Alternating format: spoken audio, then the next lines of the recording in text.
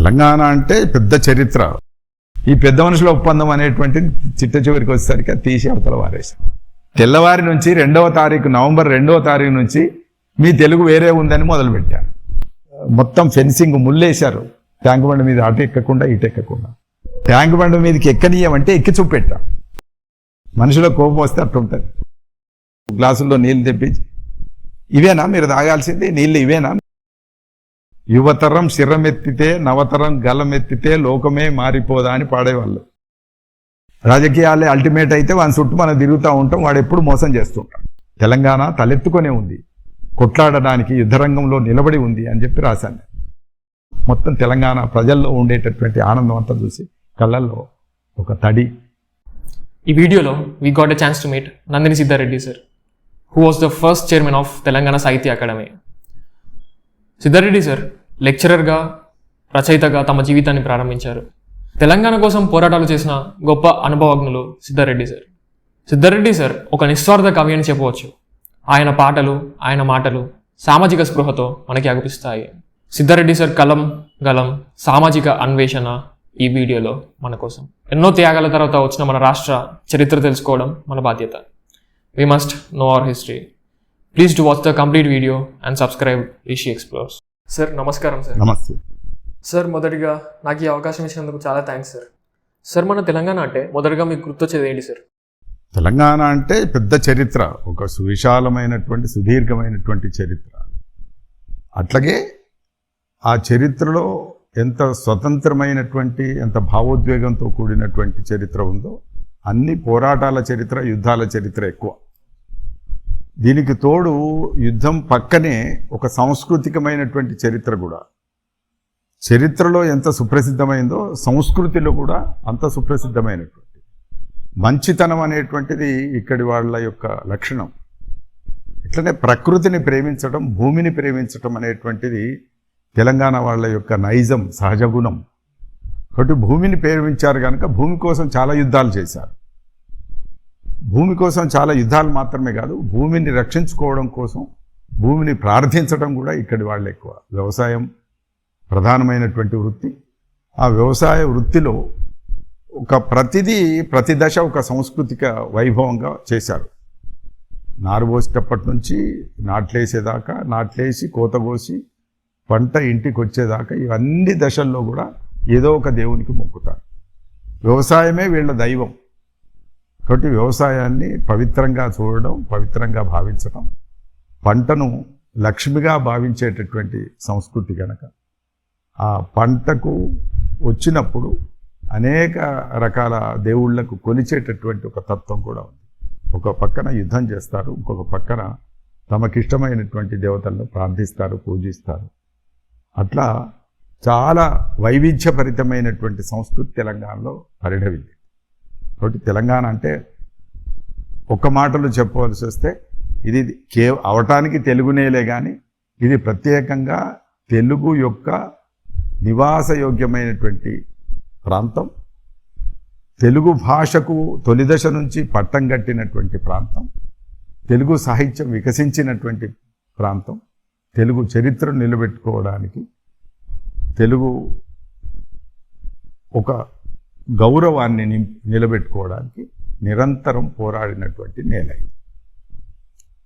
అంటే మనం అందరం మాట్లాడేది తెలియనప్పటికీ మన మాట తీరు, మన యాస బట్టి మనం ఏ జిల్లా వాళ్ళం, లేదా మనం ఏ ఊరు వాళ్ళం, లేదా మనం ఏ ప్రాంతం వాళ్ళం అనేది చెప్తా ఉంటారు. దాని గురించి మీరు ఏమంటారు సార్? అంటే తెలుగు అవటానికి అంతా ఒకటే కానీ ఎక్కడికక్కడ భౌగోళికమైనటువంటి పరిసరాల యొక్క ప్రభావం కూడా భాష మీద ఉంటుంది. ఇది జిల్లాలుగా, మండలాలుగా, తాలూకాలుగా విభజించబడినటువంటి ప్రాంతం. అట్లాగే ఈ భేదము, ఈ మాండలికమైనటువంటి యాసలో ఉండేటటువంటి భేదాలు కూడా ఎందుకు వచ్చినాయి అన్నప్పుడు మొత్తం తెలుగు నేలంతా కూడా ఒకే పరిపాలన కింద లేదు. ఇది రకరకాల సమయాల్లో, కాల సందర్భాల్లో విభిన్నమైనటువంటి పాలనలో ఉంది. ఆంధ్ర ప్రాంతం ఒక పాలనలో ఉంది, తెలంగాణ ప్రాంతం ఒక పాలనలో ఉంది. అట్లా ఉన్నప్పుడు ఆ పాలన యొక్క ఆ మీడియం యొక్క ప్రభావం కూడా భాష మీద ఉంటుంది. ఉదాహరణకు ఆంగ్లేయులు అక్కడ పరిపాలించారు, ఇక్కడ నిజాం రాజు ఇక్కడ పరిపాలించారు. నిజాం రాజు యొక్క భాష, వాళ్ళ యొక్క అధికార భాష ఉర్దూ. బ్రిటిష్ వాళ్ళ యొక్క భాష ఇంగ్లీష్. సో ఇంగ్లీష్ ఎక్కువ వాడతారు వాళ్ళు, ఉర్దూ ఎక్కువ మన భాషలో కలిసిపోయింది. కాబట్టి ఉర్దూ పదాలు మన భాషలో ఎక్కువ ఉంటాయి, ఇంగ్లీష్ పదాలు వాళ్ళ భాషలో ఎక్కువ. కాబట్టి వాళ్ళు టిఫిన్ చేసావా అని అడుగుతారు, నాస్తా చేసినామంటారు మనది. ఈ డిఫరెన్స్ అంతా, ఈ తేడాలన్నీ ఉన్నాయి. అట్లనే ఇక్కడ జిల్లాకు తేడాలు ఉండడానికి కారణం కూడా కొన్ని జిల్లాలు మొదటి నుంచి చరిత్ర ఏలుబడిలో, కాకతీయుల ఏలుబడిలో ప్రధానంగా ఉన్నటువంటి నగరాలు మనకి కరీంనగర్ కావచ్చు, లేదా వరంగల్ కావచ్చు. వరంగల్ కేంద్రంగా చేసుకొని కాకతీయులు పరిపాలించారు కనుక చారిత్రకంగా చూసినప్పుడు వరంగల్లో అభివృద్ధి ఎక్కువ జరిగింది. శాతవాహనులు కరీంనగర్లో ఎక్కువ పరిపాలించారు. కాబట్టి శాతవాహనులు పరిపాలించడం వల్ల అక్కడ అభివృద్ధి కొనసాగింది. మీ కరీంనగర్ జిల్లాలో గోదావరి ప్రవహిస్తుంది, వరంగల్ జిల్లా మూలలో గోదావరి ప్రవహిస్తుంది. ఈ కృష్ణా జిల్లా వచ్చి మహబూబ్నగర్లో నల్లగొండ ఆనుకొని ప్రవహిస్తుంది. కాబట్టి ఈ నదులు ప్రవహించినటువంటి ప్రాంతాల్లో కూడా నాగరికత అభివృద్ధి చెందితే అక్కడి వాళ్ళ జీవన విధానంలో మార్పులు ఉంటాయి, వాళ్ళ యొక్క భాషలో కూడా మార్పులు ఉంటాయి. ఇవి లేని చోట్ల ఎక్కడెక్కడైతే నదులు తక్కువ ఉంటాయో, నీటి వసతి తక్కువ ఉంటుందో, అక్కడ వాళ్ళ భాషలో, వాళ్ళ జీవన విధానంలో, వాళ్ళ వ్యవసాయ పని పద్ధతుల్లో తేడాలు ఉంటాయి. వ్యవసాయ పని పద్ధతుల్లో తేడాలు ఉన్నట్టుగానే వ్యవహారంలో తేడాలు ఉంటాయి, వ్యవహారంలో తేడాలు ఉన్నట్టుగానే భాషలో కూడా తేడాలు. కాబట్టి భాషలో ఈ వైవిధ్యం అంతా మీకు కనబడుతుంది. ఆ జిల్లాలో ఉన్న నీటిపారకం, ఆ జిల్లాలో ఉన్న వ్యవసాయ విధానం, ఆ జిల్లాలో ఉండేటటువంటి సాంస్కృతిక వైవిధ్యం, ఇవన్నిటి యొక్క ప్రభావం. కొన్ని అట్లనే ఇంకా కొన్ని చెప్పవలసి వస్తే, తెలంగాణ ఒక పక్కకు కర్ణాటక బార్డర్, ఇంకొక పక్కకు మహారాష్ట్ర బార్డర్. ఈ మరాఠీ ప్రభావం మహారాష్ట్ర బార్డర్లో ఉండే తెలుగు నేల మీద ఉంటుంది. కన్నడం యొక్క ప్రభావం కర్ణాటక బార్డర్లో ఉండేటటువంటి ప్రాంతాల్లో ఉంటుంది. అట్లనే ఇటు పక్కకు వచ్చినప్పుడు నల్గొండ ఆంధ్ర బార్డర్లో ఉంటుంది, ఖమ్మం కూడా ఆంధ్ర బార్డర్లో ఉంటుంది. ఖమ్మంలో తర్వాత నల్గొండలో ఈ రెండు చోట్ల ఆంధ్ర భాష యొక్క ప్రభావం ఉంటుంది. ఇట్లా ఇవన్నీ మనం చూసినప్పుడు భాషలో అనేక రకాలైనటువంటి ప్రభావాల వల్ల పదాల్లో మార్పు ఉంటుంది, ఉచ్చారణలో మనం పలికేటటువంటి విధానంలో మార్పు ఉంటుంది. ఈ మార్పులన్నిటి యొక్క ప్రభావమే యాసలు. ఆ యాసలు అన్ని చోట్ల కొంత వేరువేరుగా ఉంటాయి, కానీ వీటన్నిటిని కలిపేటటువంటి ఒక క్రియలు, ఒక రకమైనటువంటి పద్ధతి ఉంటుంది. కనుక తెలంగాణ అంతటి కలిపి ఒక భాష అంటాం. కానీ మళ్ళీ జిల్లాల్లో ఒక నానుడి ఉంది, ప్రతి 100 కిలోమీటర్లకు భాష మారుతుంది అని ఉంది. నువ్వు తెలంగాణ అయినా సరే ప్రతి 100 కిలోమీటర్లకు ఒకసారి భాష మారుతుంది. ఆ 100 కిలోమీటర్లకు జీవన విధానం మారుతుంది కనుక భాష మారుతుంది. కాబట్టి దాన్ని అర్థం చేసుకుంటే యాసలు కొన్ని ఉన్నప్పటికీ ఈ యాసలన్నిటి యొక్క సారాంశం ఒకటే, అదంతా తెలుగు, అదంతా తెలంగాణ. సరిగ్గా మన కట్టుబొట్టు కానీ మన సాంప్రదాయాలు కానీ వీటి గురించి ఏం చెప్తారు? అంటే వ్యవసాయ సంస్కృతి నుంచి వచ్చిందని ముందే చెప్పాను కదా. వ్యవసాయ సంస్కృతి తెలంగాణలో ప్రధానంగా ఉంది. వ్యవసాయ సంస్కృతి మిగతా ప్రాంతాల్లో కూడా ఉండొచ్చు, కానీ కాలువ నీళ్ళు వచ్చే చోట వ్యవసాయం చేయడం వేరు, కాలువ నీళ్లు రాకుండా బావులు తవ్వుకొని చెరువుల ద్వారా వర్షాధారమైనటువంటి వ్యవసాయం చేయటం వేరు. వర్షాధారమైనటువంటి వాన పడితేనే వ్యవసాయం నడిచేటటువంటి చోట వాన దిక్కు మొగులు దిక్కు చూడాలి. వాన పడినా పడకపోయినా మొగులు దిక్కు చూడాలి. ఆ మొగులు దిక్కు చూస్తే వాన పడితే అప్పుడు దున్నాలి. నీకు కాలువలు ఉన్నటువంటి చోట అట్లా కాదు, కాలువలు వస్తే చాలు అదే వ్యవసాయం నడుస్తుంటుంది. కాబట్టి అక్కడికి తేడా ఉంటుంది. దీని ప్రభావం ఎట్లా ఉంటుందంటే భాష మీద ఎట్లున్నదో సంస్కృతి మీద కూడా అట్లా ఉంటుంది. సంస్కృతి మీద ఎట్లా ఉంటుంది అని అంటే, అక్కడ గంగమ్మకు మొక్కుతారు, నదులున్న చోట నదికి మొక్కుతారు. ఇక్కడ మబ్బుకు, మేఘాలకు మొక్కుతారు. మబ్బులు, నల్లటి మబ్బులు వస్తే మొక్కుతారు. ఇక్కడ మేము చిన్నప్పుడు పాడే పాట దరాదర దంచని దర్గదీపం పెట్టని అని వాడుకునేవాళ్ళు. దరాదర దంచని అంటే మొగులు వస్తే వాన గట్టిగా పడాలని కోరుకునేవాళ్ళం చిన్నప్పుడు. ఆ పాడుతూ ఆడుతూ ఎగిరేవాళ్ళం. ఆ ఎగురుతూ ఉన్నప్పుడు దర్గదీపం పెట్టని అనేది వచ్చింది. మళ్ళీ దర్గ ఎక్కడి నుంచి వచ్చిందంటే నిజాం రాజు నుంచి వచ్చింది. లేదా గోల్కొండ నవాబుల నుంచి వచ్చింది. గోల్కొండ నవాబుల కాలంలో ఇక్కడ సూఫీ మతం అభివృద్ధి చెంది సూఫీ ఋషులు కొంతమంది లేదా సూఫీ సన్యాసులు కొంతమంది వాళ్ళు ఇక్కడి ప్రజలకు మంచి చేయడం కోసం వాళ్ళ జీవితం అంతా తిరిగి చెప్పి చేసి ఉన్నారు కనుక వాళ్ళ కోసం అక్కడక్కడ దర్గాలు వచ్చినాయి. ఆ దర్గాల దగ్గర పూజించుకుంటే వాన పడుతుంది అనేది కొంతమంది నమ్మకం. శివునికి మొక్కితే వాన పడుతుంది అని కొంతమంది నమ్మకం. శివుని గుళ్ళో నీళ్లు పోసేవాళ్ళు మా చిన్నప్పుడు. శివుని గుళ్ళో నీళ్ళు ఏంటిదంటే ఈ పైనుంచి వర్షం కురవాలంటే మబ్బు కురవాలంటే బాయిలకెళ్ళి నీళ్ళు తెచ్చి బాయిలో అడుగంటి ఉండే ఈ జలాలు నీళ్లు ఉండకపోవు. అట్లాంటి చోటు నుంచి బిందెడు కష్కడి నీళ్లు తెచ్చి శివుని గుళ్ళో లింగం మునిగేటట్లు నీళ్లు పోయాలి. లింగం మునిగేటట్టు నీళ్లు పోస్తే శివుడు కరుణించి అప్పుడు వర్షం కురిపిస్తాడు అనేది ఒక నమ్మకం. ఇట్లా మనకు ఈ వ్యవస్థ అంతా కూడా నా బాల్యంలో ఉండేటటువంటి వ్యవస్థ. ఇప్పుడు తగ్గిపోవచ్చు కానీ అప్పుడు ఇలాంటి పద్ధతులన్నీ ఉండేవి. కాబట్టి వాన కోసం ఎదురు చూడడం, వాన కోసం భజనలు చేయడం, వాన కోసం బతుకమ్మలాడడం, ఇవన్నీ కూడా ఆడవాళ్ళంతా కలిసి చుట్టుగమ్మడని ఆడేవాళ్ళు. వానదేవుని పాట పాడేవాళ్ళు. మన నార్త్ తెలంగాణలో కప్ప పెళ్ళిళ్ళు చేస్తారు. ఎస్, నార్త్ తెలంగాణలో ఉంది, సౌత్ తెలంగాణలో కొన్ని చోట్ల కూడా ఉంది. ఇప్పుడు ఇవన్నీ ఏంటిది అంటే మనకి కప్పలు ఏంటివి? కప్పలు అంటే వాన వస్తే పడేటువంటి, వాన వస్తే నీళ్ళు వస్తాయి, నీళ్ళల్లో పెరిగేటి కప్పలు. కాబట్టి కప్పకు పెళ్లి చేస్తే వాన పడుతుందని ఒక నమ్మకం.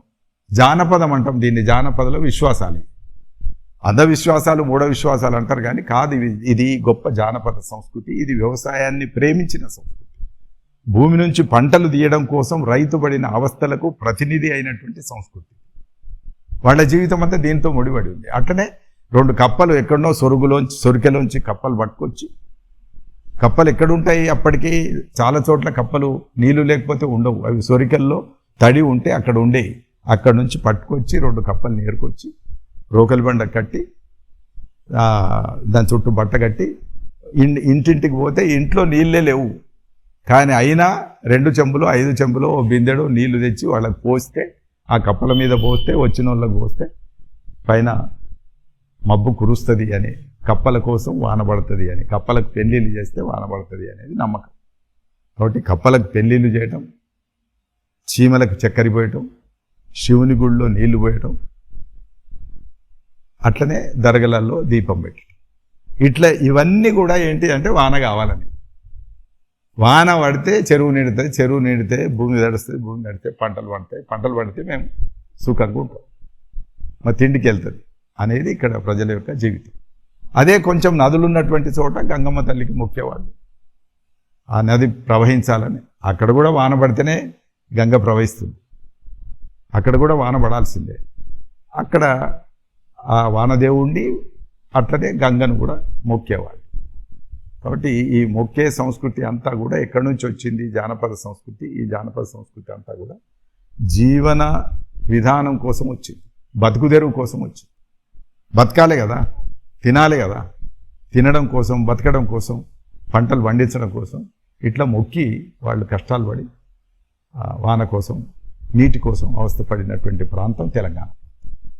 సార్, బతుకుదెరువు గురించి మాట్లాడినాం కాబట్టి సార్, మన రాష్ట్రం 200 కంటే ఎక్కువ సంవత్సరాలు నిజాం పాలనలో ఉంది, 58 సంవత్సరాలు ఆంధ్ర నాయకుల పాలనలో ఉంది. మన ప్రజలు చాలా కష్టాలు పడ్డారు. వాటి గురించి మీరేం చెప్తారు? అంటే ఇక్కడ సమస్య ఏంటంటే ఇక్కడ బాగా సుభిక్షంగా బతికేటటువంటి రోజుల నుంచి ఢిల్లీ సుల్తాన్ల యొక్క కన్ను తెలంగాణ మీద. తెలంగాణ ఇవాళ ఆంధ్ర ప్రాంతంలో ఉన్న వాళ్ళకంటే తెలంగాణ సంపన్న ప్రాంతం ఇది. సమృద్ధిగా పంటలు పండేవి. వరంగల్లో ఇందాక నేను చెప్పాను, కాకతీయులు పెద్ద పెద్ద చెరువులు తవ్వారు. ధర్మసాగరు అట్లా చాలా సముద్రాలు తవ్వారు. ఆ సముద్రాలన్నీ అట్లనే అట్లా చాలా చెరువులు తవ్వారు వీళ్ళు. ఈ చెరువులు తవ్వడం ఏంటి అంటే వ్యవసాయాన్ని అభివృద్ధి చేయడం కోసం. అంటే నదుల ద్వారా వచ్చేటటువంటివి కాక మళ్ళీ ఈ చెరువుల్ని తవ్వడం అనేటువంటిది, చెరువులు పెద్ద పెద్ద చెరువులు నింపడం అనేది. అందుకే మనకు సముద్రాలు లేకపోవచ్చు కానీ కే సముద్రం లాంటివి. కే సముద్రం, ఈ సముద్రాలన్నీ ఎక్కడి నుంచి వచ్చినాయి అంటే ఈ కాకతీయులు ఏర్పాటు చేసినటువంటి. ఈ కాకతీయులు తవ్వినటువంటి చెరువుల వల్ల ఆ ప్రాంతం అంతా సుభిక్షంగా ఉండి ఎక్కువ సంవత్సరాల నుంచి పరిపాలిస్తుంటారు కనుక ఢిల్లీ సుల్తాన్ల యొక్క కన్ను ఇక్కడ పడ్డది. దాంట్లో వచ్చినటువంటి వాడు ఈ మాలిక్ కాఫీర్ అనేటువంటి వాడు, వీళ్ళంతా ఇక్కడికి వచ్చారు. ఇక్కడికి వచ్చి ప్రతాపరుద్రుడి కాలంలో ఈయన పట్టుకుపోవడానికి లేదా ఈ రాజ్యాన్ని కూల్చడానికి విశ్వ ప్రయత్నం చేశారు. అట్లా చేసి ఒకసారి కాదు 4 సార్లు 5 సార్లు దండయాత్రలు చేసి కాకతీయ రాజ్యాన్ని కూల్చారు. కూల్చిన తర్వాత ఇక్కడ వీటిని కాపాడేటటువంటి రాజ్యం ఒకటి రాలేదు, పెద్ద రాజులు రాలేదు. అందుకని చిన్న చిన్న రాజ్యాలుగా ఉన్నాయి. రాచకొండ నగరం, రాచకొండ రాజ్యం, ఇట్లాంటి చిన్న చిన్న రాజ్యాలు ఉన్నాయి. ఈ ఎక్కడికక్కడ ముసునూరు కాపై అనేటువంటి ఆయన కొంత భాగాన్ని, ఈయన కొంత భాగాన్ని ఇట్లా పాలించుకుంటూ వచ్చారు. అట్లా వీళ్ళంతా అనేక మందిగా ముక్కలైనటువంటి తెలంగాణను ఆక్యుపై దీన్ని వశపరచుకోవడానికి వచ్చినటువంటి వాళ్ళు గోల్కొండ నవాబు, కుతుబ్ షాహీలు అంటుంది. ఈ కుతుబ్ షాహీలో వచ్చి ఇక్కడ మొత్తం గోల్కొండను కేంద్రంగా చేసుకొని రాజ్యం ఏర్పాటు చేశారు. కుతుబ్ షాహీలకు కూడా కొంత ఇక్కడి ప్రజల పట్ల ఒక ప్రేమ, ఇక్కడి ప్రాంతం పట్ల ఒక అభివృద్ధి చేయాలనేటువంటి ఆలోచన కొంత ఉండి హైదరాబాద్ నగరం కట్టారు. హైదరాబాద్ నగర నిర్మాతలు ఎవరంటే కుతుబ్ షాహీ, గోల్కొండ నవాబులు. ఈ నవాబుల్లో ముఖ్యంగా కులీ సుల్తాన్ కులీ అనే ఆయన చాలా కీలకమైనటువంటి వ్యక్తి. ఆయన పేరు మీదనే మనకు చెప్తారు ఏమంటే ఇది భాగమతి ఆమె ప్రేమించినటువంటి ఆయన కులీ. ఆ కులీ భాగమతిని ప్రేమిస్తే గుర్తుగా భాగ్యనగరం కట్టాడు అని భాగమతి పేరు మీద భాగ్నగర్. భాగ్నగర్ అంటే రెండు, భాగ్నగర్ అంటే భాగ్ అంటే తోటలు ఎక్కువ ఉండేవి. ఆ తోటలన్నీ నిర్మాణమైనటువంటి నగరం కనుక భాగ్యనగర్ అనే ఒక పేరు, భాగమతి పేరు మీద ఇది నిర్మించారు కాబట్టి ఇది భాగ్యనగరం అని ఇంకొక పేరు. సార్ అసలు మన ఇక్కడ హైదరాబాద్కి భాగ్యనగరం నుంచి హైదరాబాద్ అనే పేరుగా ఎలా మారింది సార్? ఈ భాగ్యనగరము, భాగమతి నగరము ఇవన్నీ ఉన్న ఏదైతే ఉందో ఇవన్నీ భాగ్నగర్ అనే నుంచి ఎందుకు మారింది అంటే దీని తర్వాత ఇక్కడ ఈ గోల్కొండ నవాబులు కూడా ఒకరికొకరు అన్నదమ్ముల మధ్యన శత్రుత్వం వచ్చి రాజ్యం కోసం కొట్లాడుకుంటున్నప్పుడు ఔరంగజేబ్ అనుకుంటాను, బహుశా చిట్ట చివరి రాజు, ఆయన ప్రతినిధిగా ఇక్కడికి ఈ నిజాం వస్తాడు. నిజాం వచ్చి 1700 శతాబ్దం అప్పుడు వచ్చి ఇతను ఏం చేస్తాడు అంటే 1790 ఎంతో ఉంటుంది.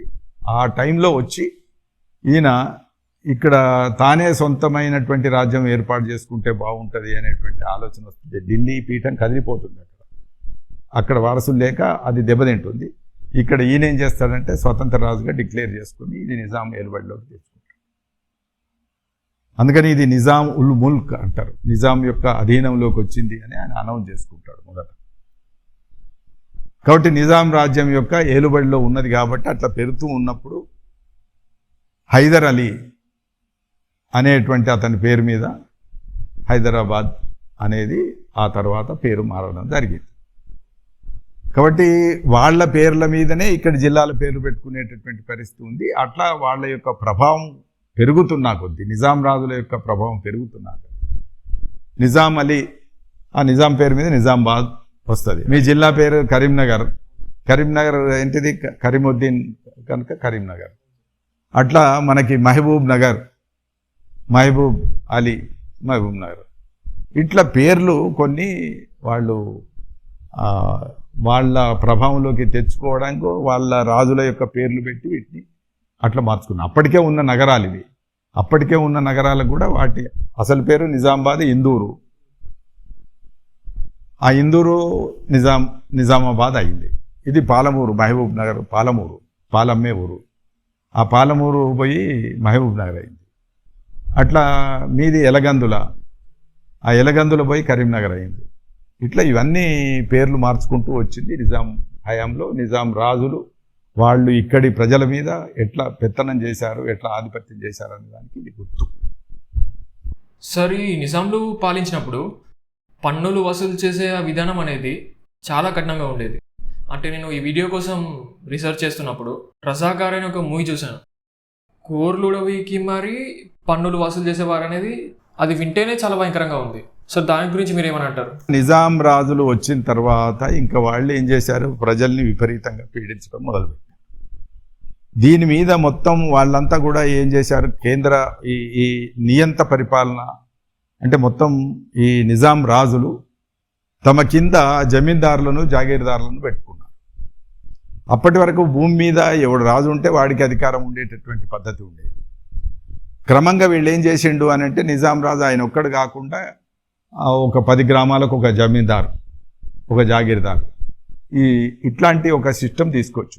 10,000 ఎకరాలు, 20,000 ఎకరాలు ఇట్లా ఎవరికి వాళ్ళకి అప్పచెప్పుకుంటూ వచ్చి, వీళ్ళంతా ఎవరు అని అంటే మళ్ళీ వాళ్ళ చేతి కింద ఉన్న వాళ్ళంతా వీళ్ళంతా మళ్ళీ తెలుగు రాజులే. తెలుగు రాజులు కాదు, తెలుగులో భూమి ఎక్కువ సంపాదించుకొని రాజుకు దగ్గరగా ఉండి రాజుకు తాబేదారులుగా ఉన్న వాళ్ళు.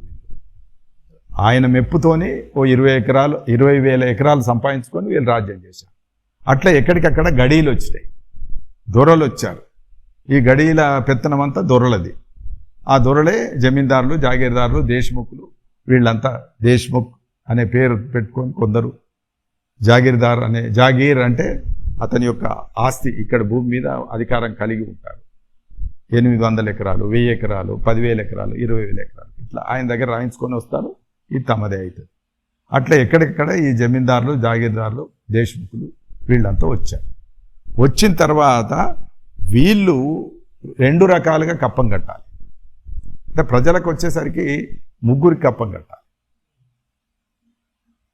స్థానికంగా ఉండేటటువంటి గ్రామాధికారులకు కప్పం, రెండవది దేశ్ముఖులకు, జాగీర్దారులు వీళ్ళంతా ఎప్పుడో ఒకసారి వచ్చి తీసుకుపోయేవాళ్ళు కనుక వాళ్ళకి కట్టాలి. మూడవది ఈ నిజాం రాజు మీద. కాబట్టి 3 రకాల పన్నులన్నీ ఎవరి మీద పడాయి అంటే సామాన్యమైనటువంటి రైతుల మీద పడి, ఆ రైతుల మీద పడి పన్నుల వ్యవస్థ చాలా క్రూరంగా ఉండేది. అంటే నీకు పండిన దాంట్లోకి వెళ్ళి వాడికి కట్టేదంతా తీసుకుపోయే హక్కు వానికి ఉంటుంది. అందుకని ఒకవేళ నువ్వు కట్టకపోతే ఇళ్ళ మీద పడి, ఇళ్లల్లో నీ గరిసెల్లోనో గంపల్లోనో నీ గుమ్ముల్లోనో ధాన్యం ఉంటే అదంతా కూడా దౌర్జన్యంగా తీసుకుపోయేవాడు. పన్నుల విధానం చాలా క్రూరంగా ఉండేది. అట్లా క్రూరంగా ఉన్నప్పుడే జరిగినటువంటి ఇంకొక పని ఏంటిదంటే వెట్టి అని, ఇక్కడ ఇంకో ప్రత్యేకమైనటువంటి సమస్య తెలంగాణలో ఈ నిజాం రాజు కాలంలో ఈ దొరలు భూస్వాములైన వాళ్ళు తెచ్చారు. వెట్టి అంటే ఏంటిదంటే నువ్వు ఏం అడగద్దు, వాడికి పని చేయాలి, నువ్వు అడగద్దు. నీ దగ్గర నువ్వు ఉదాహరణకి యాదవులు ఉన్నారు, గొర్రెలు పెంచుకుంటారు, గొల్ల కుర్మలు గొర్రెలు పెంచుకుంటారు. గొల్ల కుర్మలకి వెళ్ళి ఓ 50 గొర్రెలు తీసుకుపోయినా కూడా అడిగే హక్కు లేదు. ఎట్టి ఇయ్యాలి ఆయనకు, అంతే. ఆ దొర అడిగిండు ఇచ్చేయాలి, వేరే ఆప్షన్ లేదు, ఇచ్చేయాల్సిందే. ఆ వెట్టి ఎంత దూరం వచ్చింది అని అంటే ప్రతి కులం ఆయన దగ్గర పనిచేయాలి. కుమ్మరోళ్ళు కుండలు ఇవ్వాలి ఫ్రీగా, గొల్లోళ్ళు ఇచ్చేయాలి, సగలోళ్ళు ఫ్రీగా బట్టలు ఉతకాలి, మాదిగోళ్ళు లేకపోతే రైతు కూలీలు వీళ్ళంతా కూలీ పని చేసే వాళ్ళు ఎవరైతే ఉన్నారో వాళ్ళంతా నెల రోజులు కానీ 2 నెలలు కానీ ఆ దొరవారి భూములు దున్నేదాకా కూలీ అడగకుండా పనిచేయాలి. ఇది వెట్టి చాకిరి. అంటే ఏమీ ఆశించకుండా చాకిరీ చేయడం అనేదాన్ని వెట్టి చాకిరి. ఆ వెట్టి చాకిరి అనేది నిజాం రాజు లేదా భూస్వాములు ప్రవేశపెట్టినటువంటి ఒకనొక పద్ధతి. ఇది చాలా దారుణంగా ఉండేది. ఎంత అంటే చిట్ట చివరికి కొత్తగా ఆ ఊరికి ఒక అమ్మాయి పెళ్ళై వస్తే ఆ అమ్మాయి కూడా వాళ్ళు ఎత్తుకుపోయే అధికారం కలిగి ఉండేవాడు. అంత దుర్మార్గమైనటువంటి పద్ధతి. నిజానికి ఆమె తొలి రాత్రి భర్తతో ఉండాలి, కానీ తొలి రాత్రి భర్తతో ఉండకుండా దొరెత్తుకుపోయినటువంటి సందర్భాలు కూడా చాలా ఉన్నాయి. ఇంత క్రూరమైనటువంటి వ్యవస్థ ఉండేది. ఇక పన్నులైతే గోళ్ళు ఊడగొట్టి ఇల్లు గాలబెట్టి ఇళ్లల్లోకి వచ్చి మొత్తం ఇదంతా దోసుకుపోయినటువంటి సందర్భాలు ఉన్నాయి. ఈ దోసుకుపోయినటువంటి పద్ధతికి వ్యతిరేకంగా ఇక్కడ మేము కట్టలేము అనేది ఒక ఉద్యమం వచ్చింది. ఆ ఉద్యమం వచ్చినప్పుడు దాన్ని తట్టుకోవడానికి ప్రవేశపెట్టినటువంటి సైన్యం రజాకారులు. ఎప్పుడైతే గ్రామాధికారుల దోపిడీ, ఇక్కడ భూస్వాములు దొరల దోపిడీ, అది మొత్తంగా నిజాం రాజు దోపిడీ, 3 దోపిడీలు వచ్చినాయి. ఈ 3 దోపిడీల్ని తట్టుకొని ఒక మామూలు రైతు బతకడం అనేటువంటి చాలా కష్టం ఉండేది. తను తినక వీళ్ళకి కట్టాలి.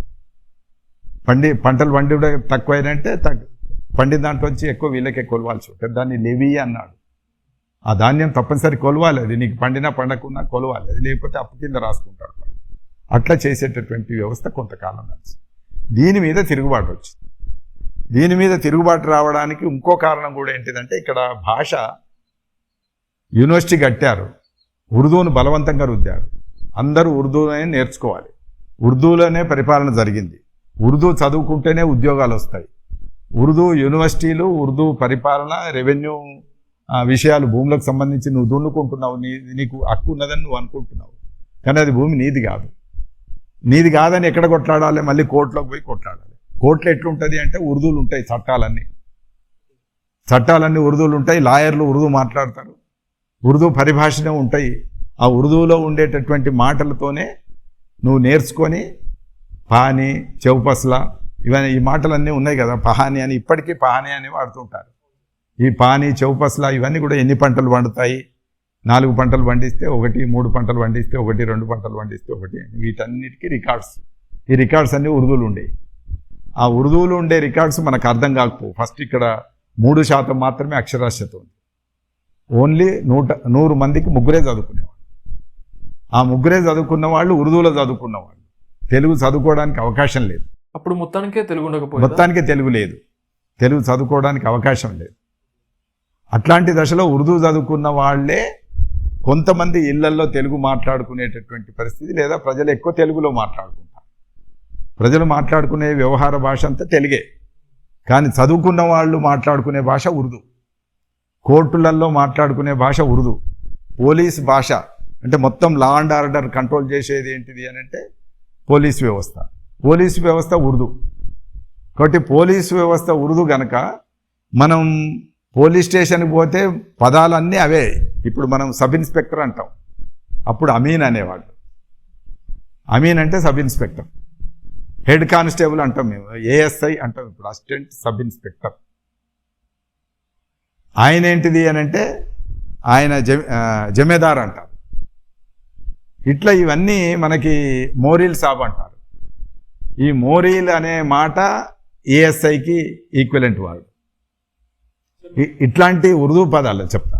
ఇట్లాంటి ఉర్దూ పదాలు ఎక్కువగా ఉండి Urdu police system, Urdu revenue system, Urdu education system ఇవన్నీ కలిపి మనిషి తెలుగులో మనకి ఇక్కడ మెజారిటీ తెలుగులో మాట్లాడుకుంటే తెలుగు వాళ్ళని అణచివేసే ఒక వాతావరణం వచ్చి ఒక మీటింగ్ జరుగుతుంది. ఆ మీటింగ్లో మరాఠీ వాళ్ళ డామినేషన్ కూడా ఉంటుంది. ఇక్కడ మరాఠీ వాళ్ళు, కన్నడ వాళ్ళు, తెలుగు వాళ్ళు అంతా కలిపి పెట్టుకున్నటువంటి ఒక ఆలోచనాపరులైనటువంటి లాయర్లు పెట్టుకున్నటువంటి ఒక సమావేశంలో తెలుగులో మాట్లాడడానికి ఆలపాటి రామారావు అనుకుంటాను ఆయన పేరు, ఆయన మాట్లాడడానికి లేస్తే తెలుగులో మాట్లాడొద్దని అరిచి కూర్చుండబెడతారు మరాఠీ వాళ్ళు. కార్వే పండితుడు అని ఒక ఆయన మరాఠీ ఆయన ఉంటాడు. ఉర్దూ తర్వాత గౌరవించే భాష మరాఠీ భాష. ఆ మరాఠీకి కూడా గౌరవం దొరుకుతాయి, కానీ తెలుగు వాళ్ళు ఎక్కువ ఉంటారు, తెలుగు గౌరవం దొరకలేదు. కనుక ఆయన మీద తిరుగుబాటు చేసి ఇక్కడ కొంతమంది అప్పటికప్పుడు తయారై వాళ్ళంతా నాయని వెంకటరంగారావు వీళ్ళంతా కొంతమంది కలిసి రాత్రి మీటింగ్ పెట్టుకొని తెల్లవారి నుంచి మనం తెలుగు కోసం కొట్లాడదామని వాళ్ళు మొదలుపెట్టి కొన్ని ప్రయత్నాలు చేస్తారు. అట్లా 1920-21లో నిజాం ఆంధ్ర జనసంఘం అనే పేరుతో ఒక సంఘం ఏర్పడింది. ఇది తెలుగు భాషను ప్రమోట్ చేయాలి, ఇక్కడ ఆంధ్ర సంస్కృతి, ఆంధ్ర తెలంగాణ అనే తెలుగు అర్థంలో వాడినప్పుడు ఆ తెలుగు అర్థంలో ఈ సంస్కృతిని, ఈ భాషను ప్రచారం చేయడం కోసం మనం పనిచేయాలని కొంతమంది అనుకుని కంకణం కట్టుకుంటారు. ఆంధ్ర ఎందుకు పెట్టుకున్నారంటే బ్రిటిష్ ఆంధ్రలో ఉన్న స్వేచ్ఛ కూడా ఇక్కడ లేదు. నిజాం రాజ్యంలో బ్రిటిష్ ఆంధ్రలో కొంచెం డెమోక్రసీ ఉంది, అక్కడ అర్థం చేసుకుంటారు, తెలుగు కోసం మాట్లాడతారు, తెలుగు బోధిస్తారు. కానీ ఇక్కడ మొత్తానికే తెలుగు లేనటువంటి పరిస్థితి కనుక ఆంధ్ర పేరు పెట్టుకుంటే వీడు ఇబ్బందులు పెట్టడని, నిర్బంధం తక్కువ ఉంటుందని ఆంధ్ర పేరు పెట్టుకొని నడిపించారు. ఇక్కడి ప్రజలు మేల్కొని పెద్ద ఉద్యమం చేశారు. నిజాం ఆంధ్ర జనసంఘం పేరుతో మొదలైనటువంటి 21-22లో మొదలైనటువంటిది 1930లో ఆంధ్ర మహాసభ పేరుతోని ఇక్కడ ఒక పెద్ద సంఘంగా మారింది. 1930లో జోగిపేటలో మొట్టమొదటి సభ జరుగుతుంది, ప్రథమాంధ్ర మహాసభ జరుగుతుంది. దానికి సురవరం ప్రతాప్ రెడ్డి గారు అధ్యక్షుడిగా వ్యవహరించారు. కొత్వాల్ వెంకటరామరెడ్డి అని, కొత్వాల్ అనే పదం హైదరాబాద్ పోలీస్ కమిషనర్ ఆయన వెంకటరామరెడ్డి, ఆయన తెలుగువాడే. ఆయన తెలుగువాడే, నిజాం రాజు దగ్గర కమిషనర్గా పనిచేస్తున్నాడు. ఆ వెంకట్రామరెడ్డి మహబూబ్నగర్ జిల్లా కనుక సురవరం ప్రతాప్ రెడ్డిని తీసుకొచ్చి ఇక్కడ గోల్కొండ పత్రిక అనేది ఒకటి పెట్టి గోల్కొండ పత్రికకు ఎడిటర్గా పెట్టాడు. ఈ ఆంధ్ర మహాసభ పెట్టిన తర్వాత ఆ సురవరం ప్రతాప్ రెడ్డిని అక్కడ అధ్యక్షులుగా పెట్టుకున్నారు. అంటే గోల్కొండ పత్రిక పెట్టిన తర్వాత ఇక్కడ వార్తలు ప్రచురించే అవకాశం, తెలుగులో ఒక పత్రిక నడిపే అవకాశం ఇక్కడ వచ్చింది. ఆంధ్ర మహాసభ పెట్టిన తర్వాత ఆంధ్ర మహాసభకు 1000 మంది ఆనాడు అటెండ్ అయ్యారు. వీళ్ళంతా హాజరయ్యి ఈ ఉద్యమాన్ని బలోపేతం చేస్తున్నటువంటి ఒక క్రమంలో అది క్రమక్రమంగా రోజు రోజుకు ఏడాదికి చాలా వచ్చేసి నిజాంకు అల్టిమేట్లీ ఇచ్చాం, అంటే ఇట్లా మీరు చేయకపోతే మీ పరిపాలన మేము వ్యతిరేకిస్తామనే స్థాయికి వచ్చి వెట్టి చాకిరి రద్దు చేయాలని అడిగారు. వెట్టి చాకిరి ఇక్కడ ప్రధానమైందని చెప్పినా కదా, వెట్టి చాకిరి రద్దు చేయాలి, వెట్టి చాకిరి రద్దు చేయాలని అన్నారు. పన్నులు పండినప్పుడే తీసుకోవాలని కొద్దిగా స్వేచ్ఛతో మాట్లాడేటటువంటి వాతావరణం.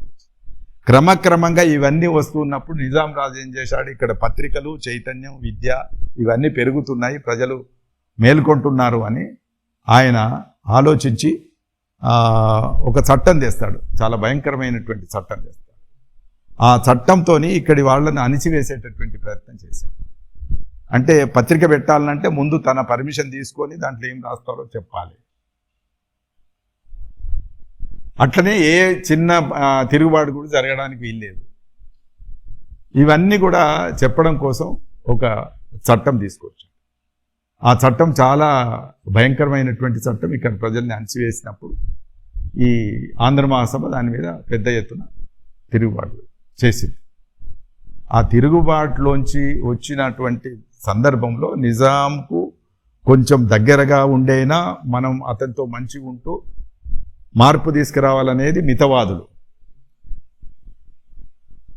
మనం అవసరమైతే వాళ్ళు యుద్ధం చేసినప్పుడు మనం కూడా తీవ్రంగా వ్యతిరేకించాలనే వాళ్ళు అతివాదులు. అతివాదులు 2 గ్రూపులు అయినాయి. దీన్ని మళ్ళీ ఇంకొంచెం విశ్లేషిస్తే ఏమవుతుందంటే భారతదేశం అంతటా జాతీయోద్యమం నడుస్తున్నది. కాంగ్రెస్ ఆ జాతీయోద్యమానికి నాయకత్వం వహిస్తుంది. ఆ నాయకత్వం వహిస్తున్నప్పుడు ఈ కాంగ్రెస్ పార్టీ యొక్క ప్రకంపనలతోని ఇక్కడ ఒక స్టేట్ కాంగ్రెస్ పెట్టుకొని ఉద్యమం చేయాలనేటువంటి వాదం మితవాదం చేశారు. బయట కమ్యూనిస్టు పార్టీ అనేటువంటిది జాతీయోద్యమంలో వాళ్ళు కూడా భాగంగా ఉన్నారు. వాళ్ళ ప్రభావంతో స్థానికంగా ఈ అతివాదులు అనేవాళ్ళు ఆంధ్ర మహాసభలో పనిచేస్తున్నటువంటి అతివాదులు రావి నారాయణ రెడ్డి నాయకత్వంలో వీళ్ళంతా ఎక్కువ తిరుగుబాటు చేసేటటువంటి ప్రయత్నం వచ్చేసరికి 42, 43 కాడికి వచ్చేసరికి ఈ మితవాదులు అతివాదులనే ఆంధ్ర మహాసభ 2 గ్రూపులు అయింది. కాబట్టి నిజాంను వ్యతిరేకించాలంటే ఇక్కడ తప్పనిసరిగా మనం పెద్ద పోరాటం చేయాల్సిందే అనేది కమ్యూనిస్టులు. మామూలుగా మంచిగా ఉంటూ మార్పు తెచ్చుకోవాలనేది మితవాదులు. ఈ 2 రకాలైనటువంటి పద్ధతిలోనే 47లో మనకు భారతదేశానికి స్వాతంత్రం వస్తుంది. భారతదేశానికి స్వాతంత్రం ఇచ్చారు. బ్రిటిష్ వాళ్ళు ఇచ్చినటువంటి స్వాతంత్రం తర్వాత లేదా మన వాళ్ళు తెచ్చుకున్నటువంటి ఆగస్టు 15 నాడు స్వాతంత్రం వస్తే ఇక్కడ నిజాం రాజ్యం ఉంది. వీళ్ళు జెండా ఎగరేయనీయలే, 3 రంగుల పతాకం ఎగరేయనీయలే. మరి భారతదేశానికి వచ్చింది కదా నువ్వు భారతదేశం అంటే, నేను భారతదేశం కాదు నాది వేరే దేశం అన్నాడు. హైదరాబాద్ అనేది విడి దేశం, నిజాం రాజ్యం, ఇది సపరేట్, భారతదేశంలో భాగం కాదు అని యుఎన్ఓ, యునైటెడ్ నేషన్స్ ఆర్గనైజేషన్ ఉంది కదా, యుఎన్ ఐక్యరాజ్య సమితిలో అప్లికేషన్ పెట్టుకున్నాడు. నా సపరేట్ దేశంగా మీరు గుర్తిస్తే నేను ఇక్కడ ఇది నా దేశం అని ప్రకటించుకొని నా పరిపాలన కొనసాగిస్తాను అక్కడ అప్లికేషన్ ఈ పెట్టుకున్నటువంటి దశలో ఇక్కడ 47 ఆగస్టు 15 నాడు స్వాతంత్రం వస్తే జెండా ఎగిరేయనియకపోతే జెండా ఎగిరేయటం కోసం ఒక ఉద్యమం నడిచింది. దానికోసం పట్టుబట్టి ఉద్యమం చేసిండ్రు. అక్కడక్కడ కాంగ్రెస్ నాయకత్వంలో జెండాలు ఎగిరేయటం మొదలుపెట్టారు. కమ్యూనిస్ట్ పార్టీ వాళ్ళు కూడా కొన్ని చోట్ల ఈ 3 రంగుల జెండా, భారతదేశానికి అంత స్వాతంత్రం వచ్చినప్పుడు ఇదెందుకు రాదు అని వాళ్ళు కూడా జెండాలు ఎగిరేయడం మొదలుపెట్టినప్పుడు వీళ్ళు ఏం చేశారు అంటే రజాకార్లను దించారు. నిజాం దగ్గర ఉండేటటువంటి రౌడీలు, మత ఛాందసవాదులు వీళ్ళంతా కూడా ఒక సైన్యంగా మారి నిజాం కంట్రోల్ పోతున్నది కనుక మేం ఒక ఆధిపత్యంతో మేము నిన్ను కాపాడుకుంటాం, మేము అట్లనే ఇక్కడ ఈ ఉద్యమాల్ని అణిచివేస్తామని వచ్చినటువంటి సైన్యం రజాకార్ సైన్యం. అప్పుడు మన పరిస్థితి ఏంటిదంటే తెలంగాణ వాళ్ళు కొట్లాడుతున్నారు, ఇవి అణిచివేస్తున్నటువంటి సైన్యాలు 3. ఒకటి బ్రిటిష్ సైన్యం, నిజాం రాజుకు అండగా ఉన్నది కాబట్టి వాళ్ళు బ్రిటిష్ వాళ్ళతో ఒప్పందం మాట్లాడుకొని నీకు సైన్యం పంపిస్తాం, మాకు డబ్బు పంపి అని ఒప్పందం చేసుకున్నారు. అట్లా నిజాం రాజు మన దగ్గర దోసుకొని బ్రిటిష్ వాళ్ళకి డబ్బులు పంపేది. అదొకటి. కనుక బ్రిటిష్ సైన్యం ఉంది, అది ఒకటి. రెండవది నిజాం సొంత సైన్యం ఉంది, ఇది రెండవ సైన్యం. మూడవది వచ్చేసరికి రజాకార్లు, నిజాం యొక్క ప్రైవేట్ సైన్యం. ఇది ఈ ప్రైవేట్ సైన్యము నిజాం గవర్నమెంట్ సైన్యం, తర్వాత బ్రిటిష్ సైన్యం. ఈ 3 సైన్యాలు వచ్చి తెలంగాణ ప్రజల్ని తొక్కేయడం మొదలుపెట్టారు, కొట్టడం, తిట్టడం, ఊర్లు గాలబెట్టడం, ఇల్లు గాలబెట్టడం, ఆడవాళ్ళని బట్టలు ఇప్పటం, ఇవన్నీ కూడా చేసుకుంటూ వచ్చాం.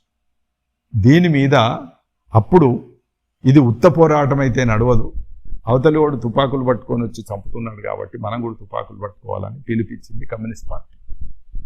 కమ్యూనిస్ట్ పార్టీ తెలంగాణలో ఉండేటటువంటి వాళ్ళంతా కూడా మీ మీదికి వాళ్ళు తుపాకులు, నిజాం సైన్యం తుపాకులు పట్టుకొని వస్తుంది కాబట్టి మీరు కూడా పట్టుకోండి, మనం కూడా సాయుధ పోరాటం చేయాలని స్లోగన్ ఇచ్చి వీళ్ళు తుపాకులు పట్టుకోవడం మొదలైంది.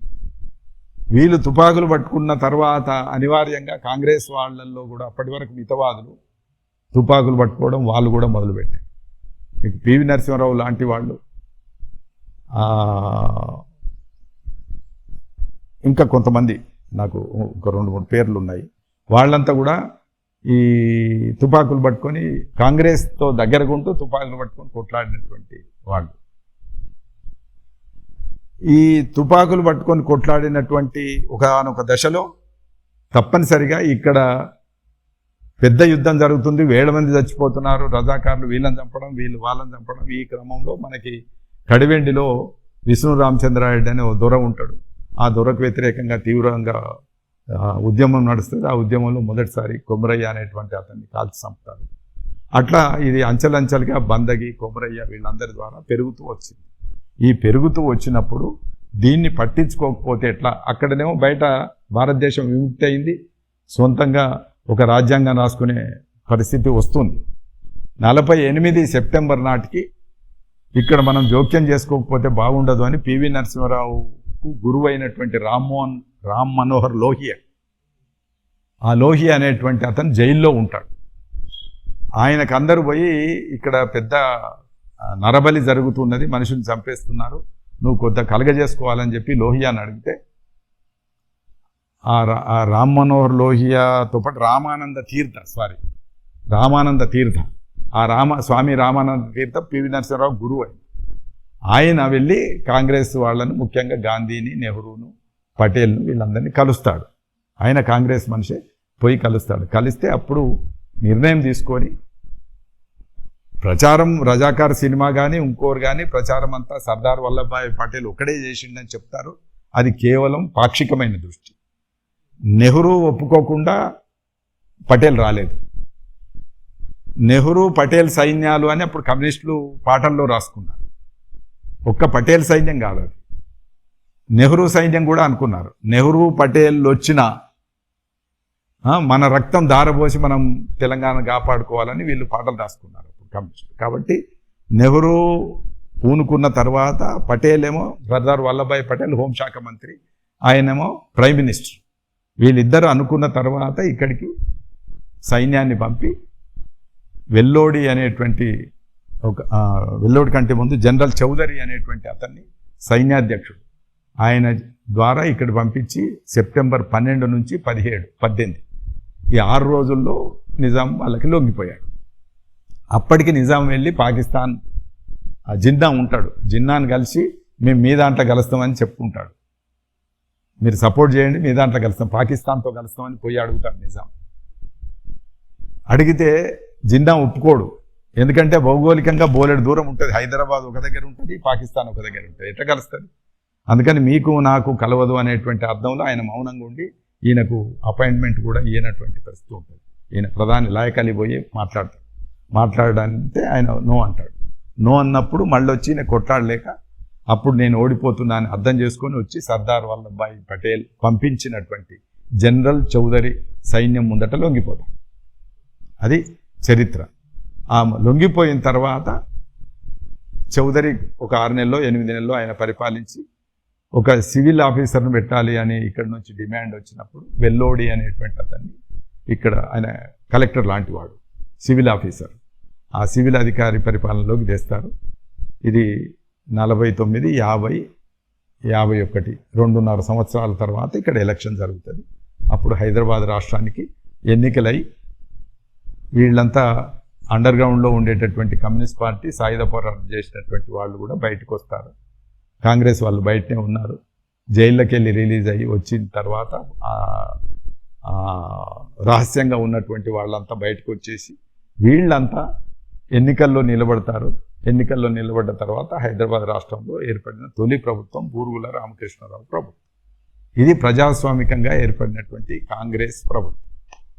సార్, ఆపరేషన్ పోలోతో హైదరాబాద్కి విముక్తి కల్పించారు నిజాం సర్కార్ నుంచి.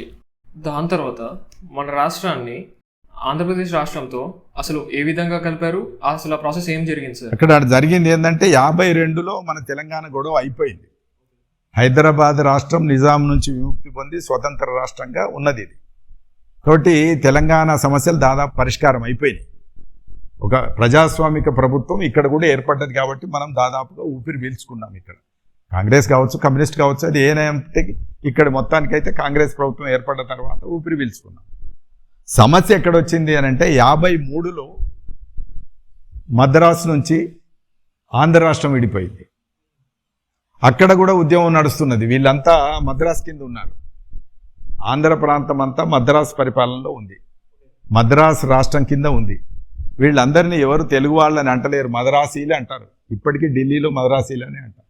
ఎన్టీ రామారావు వచ్చేదాకా మద్రాసీలు అంటారు.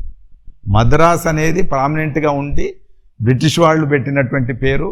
కాంగ్రెస్ గవర్నమెంట్ వచ్చి భారతదేశానికి స్వాతంత్రం వచ్చినా కూడా మద్రాస్ పరిపాలనలోనే ఉన్నది ఆంధ్ర ప్రాంతం.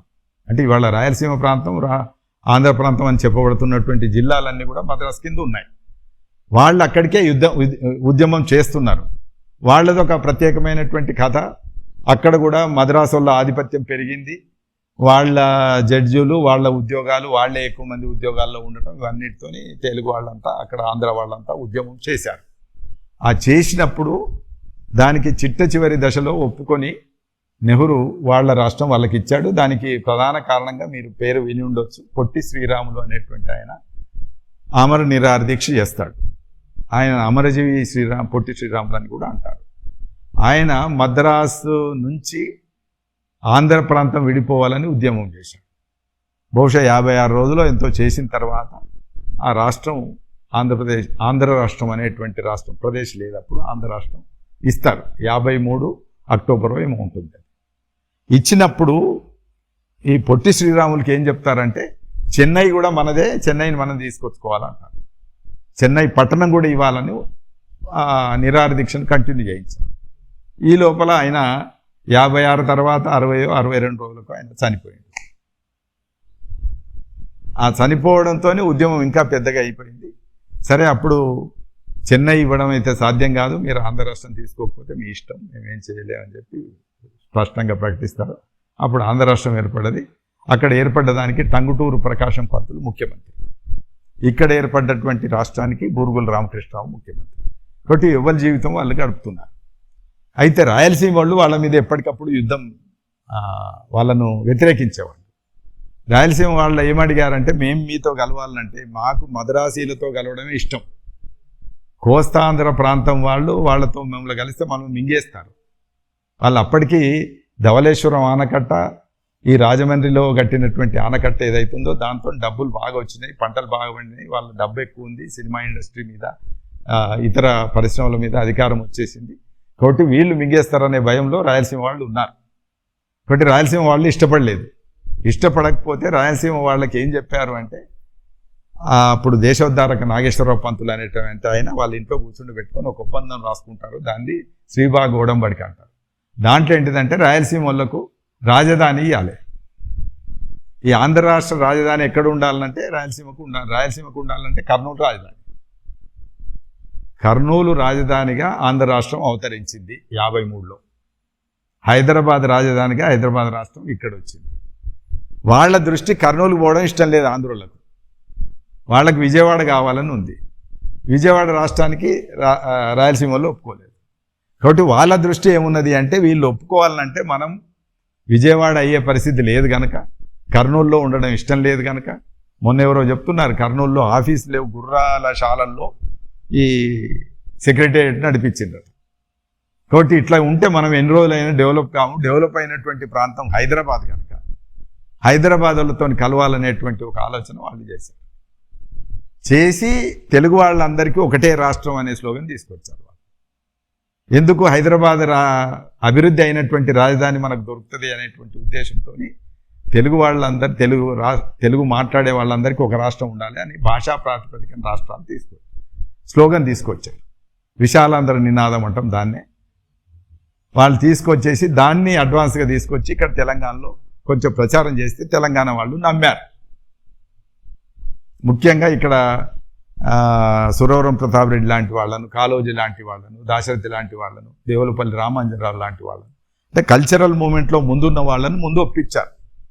మన భాష తెలుగు మాట్లాడే వాళ్ళందరం ఒకటిగా కలిసి ఉందాం అని చెప్తే మన వాళ్ళు కొంత అర్థం చేసుకోకుండా దానికి ఒప్పుకున్నారు. ఇదేదో బాగానే ఉంది, అన్నా తమ్ముల కలయిక అని అనుకొని వీళ్ళు ఒప్పుకున్నారు.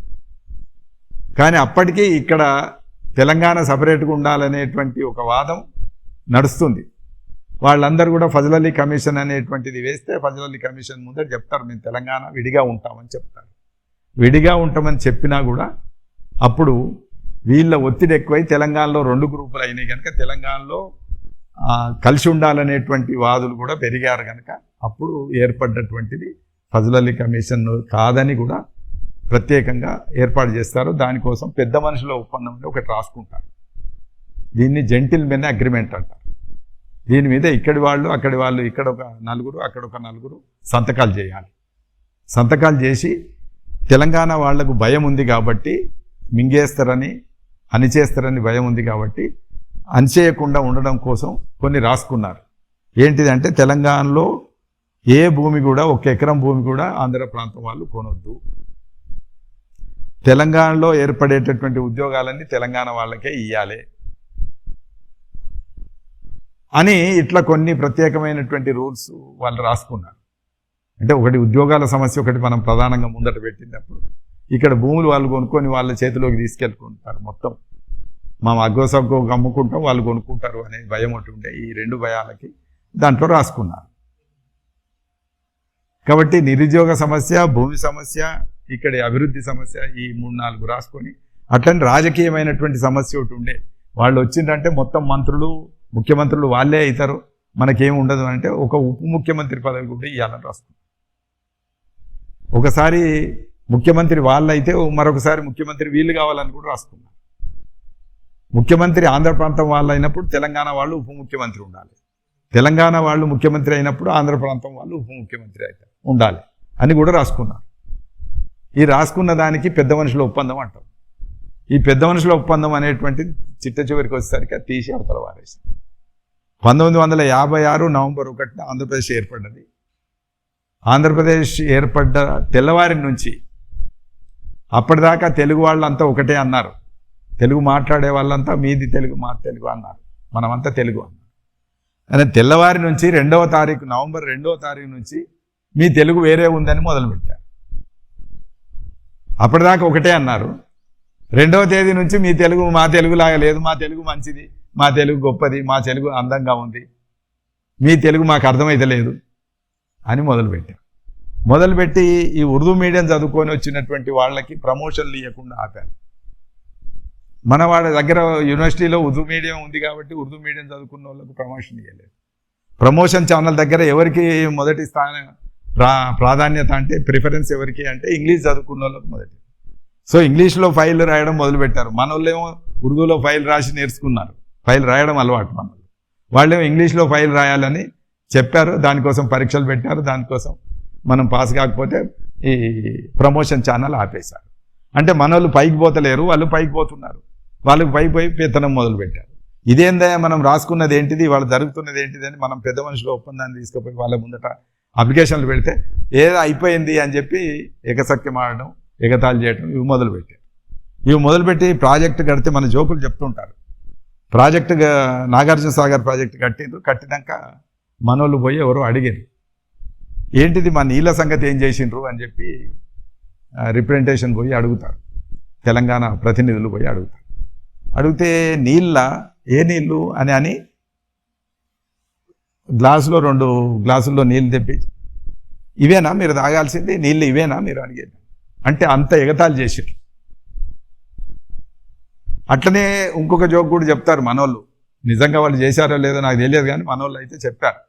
ఏమని అంటే, మరి మా కోట్లు ఏంది, మాకు అభివృద్ధి చేస్తామని అన్నారు, మాకు కూడా బడ్జెట్ కేటాయిస్తామన్నారు, మా కోట్ల సంగతి ఏంది అని అంటే, అప్పుడు ఇదో నేనైతే వేసుకున్న కోట ఇదే, ఈ కోట మీరు అడిగేది అని ఎగతాళి చేశారు. అంటే అంత దుర్మార్గమైనటువంటి పరిపాలన సాగించారు. కాబట్టి క్రమక్రమంగా ఇది 56లో ఏర్పడితే 69 13 ఏళ్ళకి ఒక 12 ఏళ్ళకే పెద్ద తిరుగుబాటు వచ్చేసింది. ఈ తిరుగుబాటు వచ్చేసి మొదలైంది ప్రత్యేక తెలంగాణ ఉద్యమం. కాబట్టి మీతో పొత్తొద్దు, కుదరదు, మాకు సపరేట్ విడిగా రాష్ట్రం కావాలి, మా తెలంగాణ మాకు కావాలి అని ఇక్కడ మొదట ఉద్యోగులు మొదలుపెట్టారు, తర్వాత విద్యార్థులు మొదలుపెట్టారు. విద్యార్థులు ఉద్యోగులు కలిసి చేసినటువంటి ఉద్యమం మొదటి ప్రత్యేక తెలంగాణ ఉద్యమం. ఇది 68లో ఉద్యోగులు చేశారు, 69లో విద్యార్థులు చేశారు. అది మార్చికి వచ్చే నాటికి పెద్ద ఉద్యమంగా మారింది. అది ఆంధ్రప్రదేశ్ ఏర్పడడానికి కథ. అది ఆంధ్రప్రదేశ్ ఏర్పడిన తర్వాత ఆంధ్రప్రదేశ్లో తెలంగాణ వాళ్ళు అనుభవించినటువంటిది మామూలు అవస్థలు కాదు. బూరుగుల నాటి ఒప్పందం బుట్టలాకలు అవుతుందని ఎవరనుకున్నారు అని కాళోజీ రాశారు. విన్నపాలు విజ్ఞప్తులు వినునాథుడు లేనప్పుడు, తెలంగాణ ఉద్యోగుల గతి త్రిశంకు స్వర్గం అయినప్పుడు ప్రత్యేక రాష్ట్రం పాలు అడగక తప్పదు అని కాళోజీ నారాయణరావు గారు కవిత్వం రాశారు. బురుగుల నాటి ఒప్పందం బుట్టదాకలు అయినప్పుడు పెద్ద మనుషుల ఒప్పందాన్ని తీసి బుట్టదాకలు చేశారు. కనుక అడగాలన్నా వద్దా మేమని అడగడం మొదలుపెట్టారు. అది మొదటి తెలంగాణ ఉద్యమం. సార్, దీని తర్వాత మన ఉద్యమం అనేది అంచెలంచెలుగా ఎలా పెరుగుతూ వచ్చింది? అంచెలంచెలుగా ఎట్లా పెరిగిందంటే, ఆనాటికి ప్రత్యేక తెలంగాణ ఉద్యమం మొదలైనప్పటికీ ముఖ్యమంత్రి ఎవరంటే కాసు బ్రహ్మానందరెడ్డి. ఆయనాడు ముఖ్యమంత్రిగా ఉన్నారు. ఆ ముఖ్యమంత్రిగా ఉన్నటువంటి కాసు బ్రహ్మానందరెడ్డి దగ్గరికి ఒక తెలంగాణ ఉద్యోగాల సంగతి గురించి లెక్కలు తీయించమని అడిగితే, ఆనాడు సుమారు 26,000 తెలంగాణ ఉద్యోగాల్లో ఆంధ్ర వాళ్ళు వచ్చి ఉన్నారు. ఈ ఉద్యోగాలన్నీ 26,000 ఉద్యోగాలు తెలంగాణ వాళ్ళకే చెందాలి. 26,000 ఈ ఉద్యోగాల్లో ఆంధ్ర వాళ్ళు వచ్చి చేరి ఆక్యుపై చేసుకొని ఆక్రమించుకొని ఉన్నారు అనేది ప్రధానంగా ఆనాడు జీవో 30 అనుకుంటాను, 30 జీవో ఒకటి ఆయన ఎంక్వైరీ చేసి విడుదల చేసి వీళ్ళందరినీ ఒక 6 నెలల్లో ఆంధ్ర ప్రాంతానికి పంపించి మీ ఉద్యోగాలు మీకు ఇస్తాం, 26,000 ఇస్తామని చెప్పారు. చెప్తే అప్పుడు కావచ్చు అని చెప్పి అనుకొని మన వాళ్ళు కొంత నమ్మారు. అదే సమయంలో మార్చి దగ్గరికి వచ్చేసరికి తెలంగాణ పీపుల్స్ కన్వెన్షన్ అనే పేరుతోని ఇక్కడ ఒక సంస్థ ఏర్పడింది. అది తెలంగాణ కోసం కొట్లాడేటటువంటి సంస్థ. ఆ తెలంగాణ రాష్ట్రం కావాలని కొట్లాడినటువంటి సంస్థ క్రమంగా ఆ ప్రెస్ మీట్ పెట్టిన రోజే దాన్ని అరెస్ట్ చేశారు. పీడీ యాక్ట్ పెట్టి అరెస్ట్ చేశారు. ముఖ్యంగా దాని అప్పుడు మదన్ మోహన్ అనేటువంటి ఆయన దానికి అధ్యక్షుడిగా ఉన్నాడు. ఆయన లాయరు, ఏ ఉద్యోగిని పెట్టినా ఉద్యోగానికి కష్టం అవుతుందని ఒక లాయర్ని తీసుకొచ్చి కూర్చుని పెడతారు. ఆయన ప్రెస్ మీట్ రేపు పెడతా అంటే ఇవాళ అరెస్ట్ చేశారు. అరెస్ట్ చేసి జైల్లో పెట్టారు. జైల్లో పెట్టిన తర్వాత ఆయన జైల్లో ఉండగానే అభివృద్ధి అయిపోయింది. ఉద్యమం అంతా పెరిగిపోయింది. రోజు రోజుకు విద్యార్థులు విపరీతంగా పాకింది. నాకు బాగా గుర్తుంది ఆనాడు విద్యార్థుల ఉద్యమం ఎట్లా పెరిగింది అంటే, ఎక్కడికక్కడ ప్రతి స్కూల్లో స్టూడెంట్స్ యూనియన్స్ ఉండేవి. ఆ యూనియన్ స్ట్రైక్ చేయకపోతే, ఇంకా బడి నడుస్తూ ఉంటే, పరీక్షలు నడుస్తూ ఉంటే ఆ స్కూల్కి ఒక పోస్ట్ వచ్చేది. ఆ పోస్ట్ ఎవరి పేరు మీద వచ్చేదంటే ఆ స్కూల్ ప్రెసిడెంట్ పేరు మీద వచ్చేది. ఆ ప్రెసిడెంట్ కవర్ ఇప్పంగానే దాంట్లో ఏముండేయంటే ఒక రవిక బట్ట, కొన్ని గాజులు, పసుపు, కుంకుమ, ఇవి పోస్ట్లో ఉండేవి. ఎందుకు అని అంటే, మీరు దద్దమ్మలు ఇవి ఈ రవిక గుట్టించుకొని వేసుకొని కూర్చోండి అని అక్కడ ప్రెసిడెంట్ను పరోక్షకంగా హెచ్చరించుడు. గాజులు వేసుకొని ఈ రవిక దొడుకొని కూర్చోండి, మీకు ఉద్యమం చేయడం వస్తలేదు అని చెప్పి వాళ్ళను ఒక రకంగా ఉద్యమానికి అనుకూలంగా మార్చడం. అంటే ఇది ఆడవాళ్ళను అవమానించే మాట తర్వాత మనం చెప్పుకునే దాని ప్రకారం. కానీ మీ చేతిలో గాజులు దొడుకోవడము అనేటువంటి మాటకు మనం ఎప్పుడో నేను కోపం వచ్చినప్పుడు అంటుంటాం, నేనేమి చేతిలో గాజులు దొడుకొని ఉన్నాను అని. అంటే ఒక పౌరుషానికి గుర్తు. ఈ రవిక లేదా గాజులు పసుపు కుంకుమ పంపించడం పౌరుషానికి గుర్తు. అందుకనే వచ్చినప్పుడు ప్రెసిడెంట్ వెంటనే చాలా ఆవేశానికి వచ్చి నేనెందుకు గాజులు దొడుకుంటా, నేనెందుకు రవిక దొడుకుంటా అని వెంటనే తెల్లవారి స్ట్రైక్ కాల్ ఇచ్చేది. ఉద్యమంలో వచ్చేది జై తెలంగాణ నినాదం ఇచ్చుకుంటూ వాళ్ళు రోడ్డు ఎక్కేది, స్కూల్ బంద్ చేసేది, బాయ్కాట్ స్కూల్ చేసి మళ్ళీ వీళ్ళు ఏం చేయాలి అని అంటే బస్సులు ఎక్కాలి, ఎక్కడ బస్సులో టికెట్ తీసుకోవద్దు, జై తెలంగాణ అనుకుంటూ ఎక్కడ సభ ఉంటే అక్కడికి వెళ్ళాలి. అప్పుడు సభలు జరిగాయి చాలా చోట్ల. నాకు గుర్తుంది, నేను 9వ తరగతి చదువుతున్నాను. 9వ తరగతిలో ఉన్నప్పుడు చేర్యాల అనే ఊర్లో సభ జరిగితే మా ఊరు పక్కన మేము దుద్దేళ్ళలో బస్సు ఎక్కి జై తెలంగాణ నినాదాలు చేసుకుంటూ చేర్యాలకు వెళ్ళాం. అట్లా బస్సులో టికెట్ తీసుకోవద్దు అంటే ప్రభుత్వ ఆదాయాన్ని గండి కొట్టాలి ఒకటి. రెండవది ప్రతి స్కూల్ను బంద్ చేసి మనం కోఆపరేట్ చేయొద్దు, మన చదువులు పోయినా సరే మన ఉద్యోగాల కోసం మనం నిలబడాలి, కొట్లాడాలి రెండవది. ఇట్లా ఓ డిమాండ్తోని ఆనాడు రాజకీయ ఉద్యమము ఈ విద్యార్థి ఉద్యమం కలిసి బయలుదేరాయి.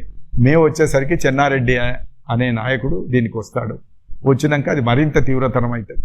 దీన్ని తట్టుకోవడం ఇక్కడ హైదరాబాద్లో సాధ్యం కాకపోతే ఇక్కడ రిజర్వ్ పోలీసును తీస్తారు, కాల్పులు జరుగుతాయి, రోజు 2-3, రోజు 5-6 చనిపోయేటటువంటి వాతావరణం ఉండేది. ఇక్కడ కాల్చి చంపారు. అంటే ఉద్యమాలు చేయటం కోసం రోడ్డు మీదకి వస్తే వాళ్ళను ఫైరింగ్ చేసి చంపారు. అట్లా చనిపోయినటువంటి వాళ్ళే 369 మంది ఉంటారు. 1969లో దాదాపు 370 మంది చనిపోయారు ఒక లెక్క.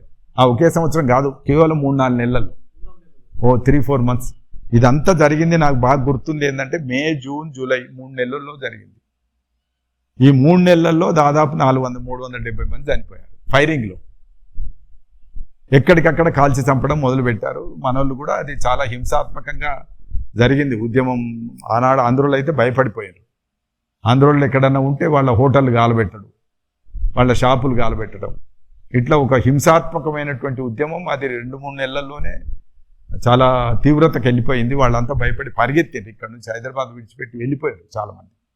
మా దగ్గర కూడా మా స్కూల్లో ఒక టీచరు నెల్లూరు ఆయన ఉండే, ఆయన కూడా ఇది మొదలు కాగానే వెళ్ళిపెట్టి పరిగెత్తిండు, అక్కడికి వెళ్ళిపోయాడు.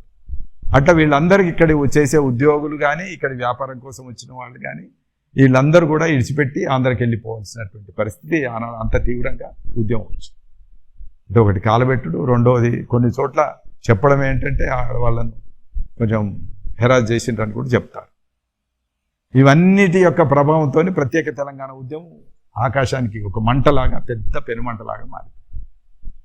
మారిపోయినప్పుడు ఇది 370 మంది చనిపోయిన తర్వాత ఎక్కువ రోజులు నిలబెట్టుడు కష్టమైంది.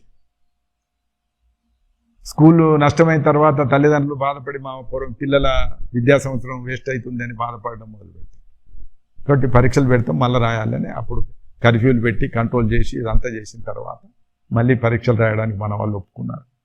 మన నాయకులు పిలిపించారు, వీళ్ళు ఒప్పుకున్నారు, మళ్ళీ పరీక్షలు రాసి అట్లా చదువులు ఒక పద్ధతిలో మళ్ళీ నడిపించడానికి ప్రయత్నం చేశారు. ఆ మూమెంట్ అట్లా చల్లారి. అప్పుడు ఇందిరాగాంధీ ప్రధానమంత్రిగా ఉంది, ఆమె కూడా తెలంగాణను అణిచివేసి ఈ ఉద్యమాన్ని అణిచివేసింది. కాసు బ్రహ్మానందరెడ్డి ముఖ్యమంత్రిగా ఈయన ఉన్నప్పుడు అణిచివేశారు. అణిచేసిన తర్వాత బ్రహ్మానందరెడ్డిని దించి పివి నరసింహారావు ముఖ్యమంత్రి అయ్యాడు. తెలంగాణకు ఒక ముఖ్యమంత్రి ఇచ్చారు కనుక మన వాళ్ళు సర్దుబాటు చేసుకొని చల్లారిపోయి ఉన్నారు. ఇది జరిగింది. సార్, మీరు ఏ సంవత్సరం నుంచి ఉద్యమంలో పాల్గొనడం ప్రారంభించారు సార్? 9వ తరగతి అంటే దాదాపు 14 ఏళ్ళు ఉంటాయి. 15 ఏళ్లకు ఎస్ఎస్సి 14 ఏళ్ళు ఉంటాయి. 9 + 5 14 ఏళ్ళప్పుడు మొదటి తెలంగాణ ఉద్యమం 1969లో మొదలైన దాంట్లో మేము స్కూళ్ళు బాయ్కాట్ చేయడం, రోడ్ల మీద దుద్దెడని మా ఊరు పక్కకు ఉంటుంది, దుద్దెడ మీద రాస్తారోకో చేయడం, తర్వాత ఇందాక చెప్తే కదా బస్సుల్లో జై తెలంగాణ అంటూ సభలకు వెళ్ళటం, ఇట్లాంటివన్నీ చేసాం. మా ఊరికి ఏదో సమైక్యాంధ్ర వాళ్ళ అదే ఈ ఆంధ్రప్రదేశ్ సంబంధించి స్లోగన్తోనే ఒక జీప్ వస్తే జీప్లో ఉండే సామాగ్రిని కాలబెట్టడం, ఇట్లాంటివో ఆ స్థాయిలో విద్యార్థులుగా చేసేటివో కొన్ని చేసి అది ఆ ఉద్యమం అట్లా చల్లారిపోయింది. అప్పుడు పివి నరసింహారావు ఇక్కడ ముఖ్యమంత్రిగా రావటం, తర్వాత ఇక్కడ ఉన్న ఉద్యోగాల్లోంచి వీళ్ళందరినీ అక్కడికి పంపిస్తారు అనేటువంటి ఒక చట్టం రావటం, ఇవన్నిటి కారణంగా ఇక్కడ ఉద్యమం సర్లే మన ఉద్యోగాలు మనకు వస్తాయని ఆగిపోయారు. ఆగిపోయిన తర్వాత అక్కడ ఉద్యమం నడిచింది. ఆంధ్రప్రదేశ్లో సపరేట్ ఆంధ్ర ఉద్యమం నడిచింది. జై ఆంధ్ర, జై తెలంగాణ ఉద్యమం ఇది 72లో జై ఆంధ్ర ఉద్యమం. ఎందుకంటే ఇక్కడ పివి నరసింహారావు ముఖ్యమంత్రిగా ఉన్నాడు, ఆయన మార్పులు తీసుకొస్తున్నాడు, తెలంగాణకు దోషి పెడుతున్నాడు అని అనుకొని వాళ్ళు మొదలుపెట్టారు. సో జై ఆంధ్ర ఉద్యమం ఏంటంటే పివి నరసింహారావుని దించడం కోసం వచ్చిన ఉద్యమం అది. ఆ ఉద్యమం అప్పుడు బలోపేతమైనప్పుడు మళ్ళీ అదొక ఏడాది నడిచింది. ఆ ఏడాదిలో వాళ్ళు బాగా పెద్ద ఎత్తున అక్కడ కూడా ఫైరింగ్లు జరిగినాయి, అక్కడ కూడా చనిపోయినారు. అదంతా జరిగిన తర్వాత ఒక సుప్రీంకోర్టులో మళ్ళీ వాళ్ళకు అనుకూలంగా ఒక 20 సూత్రాల పథకం వచ్చింది. రాష్ట్రపతి ఉత్తర్వుల పేరుతో ఒక ఉత్తర్వులు వచ్చి ఉద్యోగాల్ని కదిలించొద్దు అని చెప్పి మళ్ళీ ఒక దాన్ని రివిజన్ తీసుకొచ్చారు. ఆ కోర్టు ద్వారా తెచ్చుకున్నారు ఈ ఉద్యోగుల్ని ఏమనొద్దు అని. కాబట్టి అప్పుడు మనకు మళ్ళా రెండోసారి అన్యాయం జరిగింది. 74, 75లో అక్కడ ఉద్యమం వచ్చిన తర్వాత మన వాళ్ళకి మరీ అన్యాయం జరిగింది. ఇది రెండో విషాదం. అక్కడ ఉద్యమం జరిగినాక కోర్టులు తీర్పు వచ్చి రాష్ట్రపతి ఉత్తర్వుల పేరుతో వచ్చినటువంటిది మనకు కొద్దిగా ఇబ్బంది పెట్టినటువంటి అంశం. దీని తర్వాత మళ్ళీ తేరుకొని ఉద్యమం చేయడానికి ఇంకా టైం పట్టింది. ఆ తర్వాత ఎన్టీ రామారావు వచ్చాడు. ఎన్టీ రామారావు వచ్చిన తర్వాత మళ్ళీ ఒక ఉద్యమం చేశారు. మీరు తెలంగాణను పూర్తిగా తొక్కేస్తున్నారు, ఇక్కడ ఉద్యోగాలన్నీ ఆంధ్ర వాళ్ళకే పోతున్నాయి. అప్పుడు ఆయన తెలుగు ఆత్మగౌరవం, ఆంధ్రుల ఆత్మగౌరవం పేరుతోనే అధికారంలోకి వచ్చారు. మనోళ్ళు ఉద్యోగులు ముఖ్యంగా ఎన్జిఓలంతా ఉద్యోగం, టీచర్లు ఎన్జిఓలు ఉద్యమం చేస్తే మళ్ళీ లెక్కలు చేశారు. లెక్కలు చేస్తే కాసు బ్రహ్మానందరెడ్డి టైంలో 26,000 ఉద్యోగాల్లో ఆంధ్ర వాళ్ళు ఉన్నారు. తర్వాత వచ్చేసరికి లెక్కలు చేస్తే పరిస్థితి ఏంటిది అని అంటే దాదాపు 80,000 ఉద్యోగాల్లో, అంటే 26 నుంచి ఎక్కడికి పెరుగుతూ వచ్చి 80,000 ఉద్యోగాల్లోకి వాళ్ళు వచ్చేసారు. సో వీళ్ళందరినీ 80,000 ఉద్యోగాల్లో ఉన్న ఆంధ్ర ప్రాంతం వాళ్ళందరినీ తిరిగి పంపించాలని ఆనాడు ఉద్యమం జరిగితే దానికి ఎన్టీ రామారావు తీసుకొచ్చినటువంటి జీవో జై భారత్ రెడ్డి అనేటువంటి ఒక అతని కమిషన్ వేస్తాడు. ఆయన సజెషన్ చేస్తే ఆనాడు గవర్నమెంట్ జీవో తెచ్చింది. మళ్ళా మొదటి జీవో అట్లనే ఉంది, అది కాలే. రెండో జీవో ఎన్టీ రామారావు తన తెచ్చింది, అది 610 జీవో అంటారు చూడు, ఎప్పుడైనా విన్నావు? ఈ 610 జీవో అనేది అది తెలంగాణలో అక్రమంగా తెలంగాణ ఉద్యోగాల్లోకి ప్రవేశించిన 80,000 మంది ఉద్యోగుల్ని వాళ్ళని తిరిగి ఆంధ్ర ప్రాంతానికి పంపాలనేటువంటి వచ్చినటువంటి జీవో 610 జీవో. ఈ 610 జీవో అమలు కాలే, మళ్ళీ కూడా అమలు కాలే. మొదట బ్రహ్మానందరెడ్డి జీవో 30 జీవో అట్లనే ఉంది, ఈ 610 జీవో అట్లనే ఉంది. పెరుగుతూ పోతున్నారు. ఇక ఎదురు లేకుండా అయిపోయింది. ఎన్టీ రామారావు వచ్చిన తర్వాత ఎదురు లేకుండా అయిపోయింది. మళ్ళీ నేదురుమల్లి జనార్దన్ రెడ్డి లేకపోతే ఆయన చంద్రబాబు నాయుడు వీళ్ళ టైంలో మరీ పెరుగుతూ వచ్చినప్పుడు మళ్ళీ 96లో ఇంకొకసారి తిరుగుబాటు వచ్చింది. అది మళ్ళీ తెలంగాణ వచ్చింది. సార్, మన ఉద్యమం అనేది మొత్తం ఎప్పుడు కూడా నీళ్లు, నిధులు, నియామకాలు ఈ మూడింటి గురించే జరిగింది. అవును, అంటే మొదటిసారికి అయితే అది కూడా లేదు. ప్రధానంగా 69 ఉద్యమం కేవలం విద్యార్థులకు సీట్లు, నిరుద్యోగులకు ఉద్యోగాలు అనే దాని మీద ఎక్కువ జరిగింది. ఉద్యోగులకు ప్రమోషన్, దీని మీద ఎక్కువ జరిగింది. ఇంకా నీళ్లు, నిధులు అనే దాని మీద అంత శ్రద్ధ లేదు. మలిదశ తెలంగాణ ఉద్యమం మొదలవుతున్నప్పుడు మాత్రం ఈ 3 ట్యాగ్ లైన్ వచ్చింది. జయశంకర్ సారు చాలా దాన్ని 3 డిమాండ్స్ అని పెట్టి 3 నినాదాలతోని ఈ ఉద్యమం ముందటికి వచ్చింది. 96లో నవంబర్ 1వ తేదీ ఆంధ్రప్రదేశ్ అవతరణ దినోత్సవం. ఆ రోజు మీద నల్ల జెండాలు ఎగరవేశారు. వరంగల్లో ఒక ర్యాలీ జరిగింది, హైదరాబాద్లో ఒక ర్యాలీ జరిగింది. 96 నవంబర్ 1వ తేదీన జరిగినటువంటి దాంట్లో నల్ల జెండాలు ఎగరేసి అక్కడ ఇచ్చిన నినాదం ఏంటిదంటే నీళ్లు, నిధులు, నియామకాల్లో ఉద్యోగాల్లో అన్యాయం జరుగుతుంది, నీళ్లు మొత్తం అక్కడే తీసుకుపోతున్నారు. చెప్పడం 2 ప్రాంతాలకు ఇస్తామని నాగార్జున సాగర్ కట్టి నాగార్జున సాగర్లోంచి దాదాపు మనకు రావాల్సినటువంటి అది 370 టీఎంసీల రిజర్వాయర్ అది. ఆ 370 టీఎంసీల రిజర్వాయర్ కట్టి దాంట్లోకి వెళ్ళి మనకు 130 టీఎంసీలు ఇస్తామని అన్నారు.